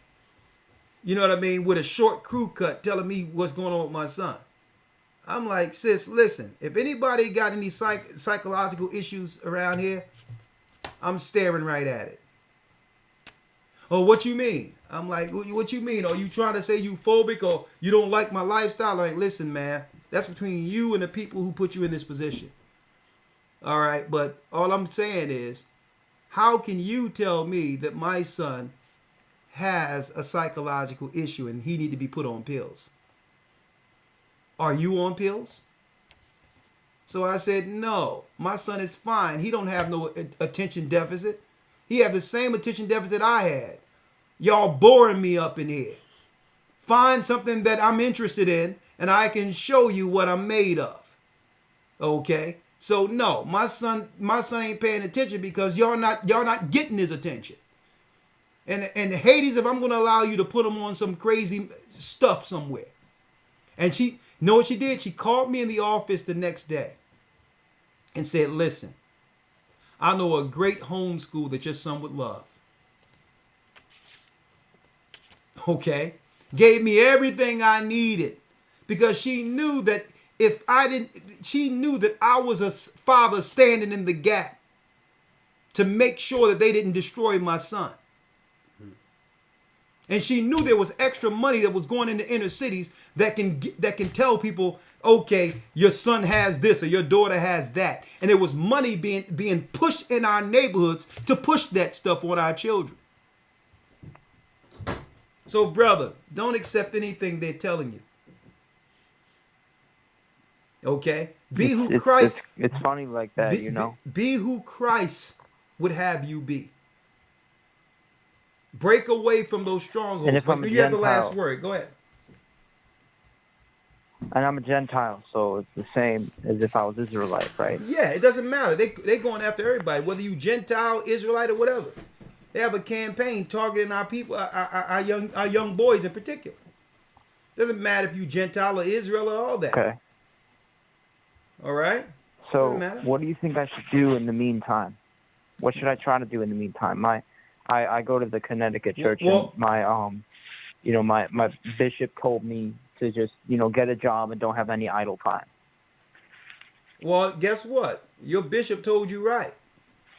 You should have a job and not have any idle time. No, deacon. Sorry, it's not bishop. I keep forgetting. Your deacon told you right, young man. It's time for you to build your worth. Okay? Okay. What did the Most High tell Adam? You shall work from the sweat of your brow. This is how you gain recognition and respect on earth. Not being lazy, sitting around playing games and waiting for life to happen for yourself. Yeah. It's hard to get rid of those things. No, it's not. There's no way to compromise with it. Should I just get rid of it? Hey, brother, listen. You have to decide, what do you want to be? Do you want to be a winner? Or do you want to lose? I want to win. Okay. Winners, the difference between those who succeed and those who fail, losers makes excuses for not winning. A winner don't have excuse.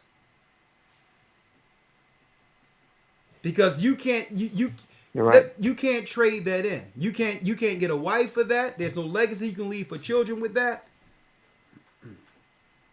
Okay, that check doesn't cash. Okay? So what you have to do is you have to strengthen yourself up, be a man, and understand there's duty and an obligation to yourself to become something. Okay?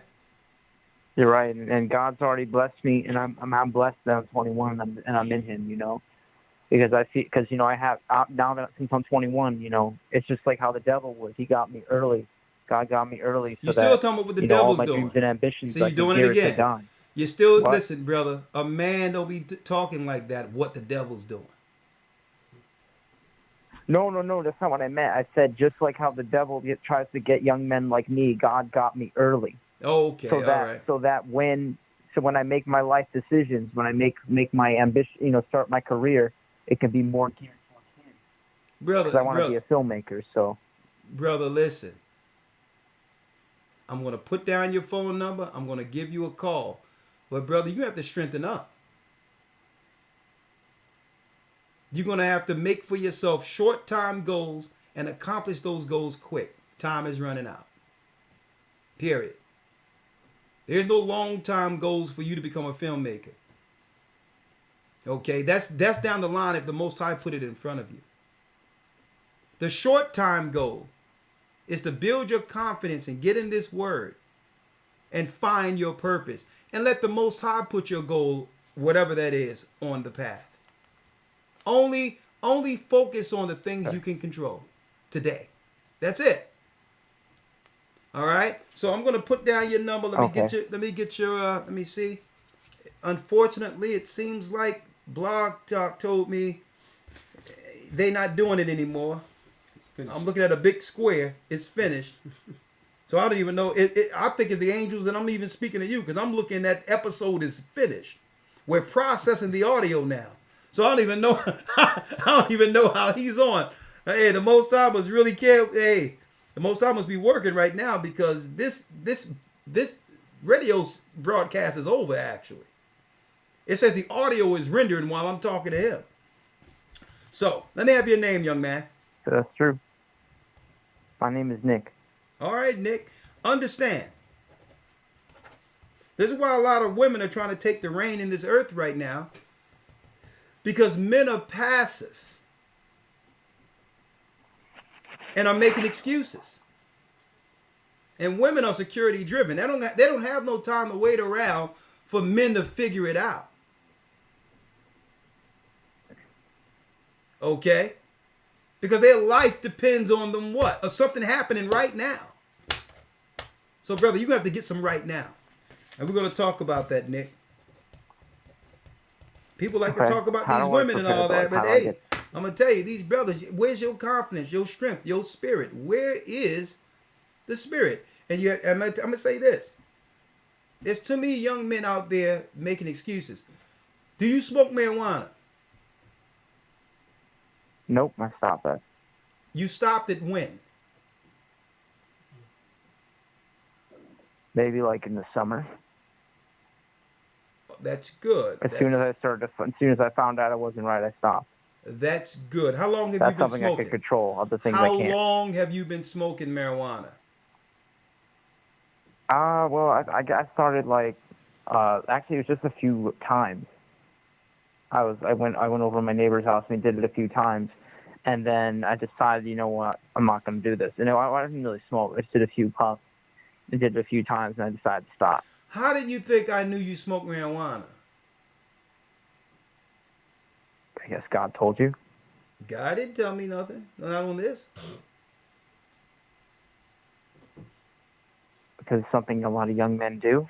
No, because every person that I see smoking marijuana have excuses to why they aren't winning. It makes them. I also have porn, YouTube, and other stuff on me all the time. It makes them lazy and what? Uncaring.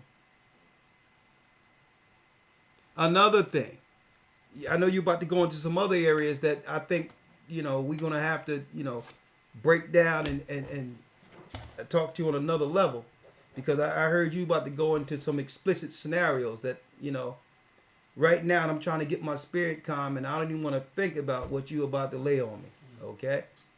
But what I can, on a one-on-one, Nick, I'm going to give you a call. I'm going to say, stay in the spirit. Pray 3 times a day. Before you go to sleep, noon, if you got a bathroom by yourself, and when you wake up, 3 times a day, you say the Lord's Prayer. 3 times. Before you go to sleep, midday. Before you go to sleep, when you wake up, and midday in between those 2. All right, because I heard you was about to flex in another zone. As soon as I wake up. Huh? So as soon as I wake up, do it in the afternoon. No, as soon as you wake up. And at midday, night. Right between. Take about what? when you wake up, About 8 hours. Yeah, take about 8 hours. Do it right there. Pray again, the Lord's Prayer, Our Father which art in heaven, and before you go to sleep, 3 times a day. Do that every day, and get back with me and tell me. Take 3 of those, and talk to me in a month and tell me how you feel. No, there go a prescription. And that's a prescription for life. You're gonna call me Monday? Yeah, I'm gonna call you Monday, Nick. Okay. Okay. All right, thank you. And try not to do idle times, like maybe read some scripture. Read scripture. You can stay in Proverbs and stay in Ecclesiastes in the Old Testament. And what that'll do is that'll build wisdom in you. Wisdom scriptures. Okay. So you think I should stay away from anything? I think you know what you need to stay away from. Yes. All right. Video games and YouTube. Well, YouTube is fine if that's where you It's gonna be found me. hard too. But I think there's other places you're going that you probably need to stay What do away you mean from. other places? I'm talking about online. Oh yeah. Obviously, I just don't want to mention it. It's live. Okay. Well, yeah. Just I'm gonna call you Monday. All right. And Thank you. Thank you, brother. Blessings And to like you. the Most High said, Nick, I'm gonna call you Monday, and brother, you got to get some fortitude there, and understand that the Most High is calling back Israel with the children of Israel, and we're back to the Israelites, also to the Gentiles. That's right. Hope to see you all on Patreon tomorrow, as well as the Sabbath service going into our Week 1 Academy, 9 a.m. for the first time, for not the first time, a long time. This man here is going to be sitting side by side with me as we unpack the news like none other on earth. With that, may the Most High be with you. Stay prayed up, sin not. All praises be to the Most High, Ahaya, in the name of Yeshua, Rawchaa, the Most High Christ and the Holy Spirit. Thank you all. Thank you for your presence. That's right, folks. The Israelite truth cannot be denied. And I believe that everyone need to be a part of this awakening, if you know what's good for you. Shalom. The Most High is calling back Israel.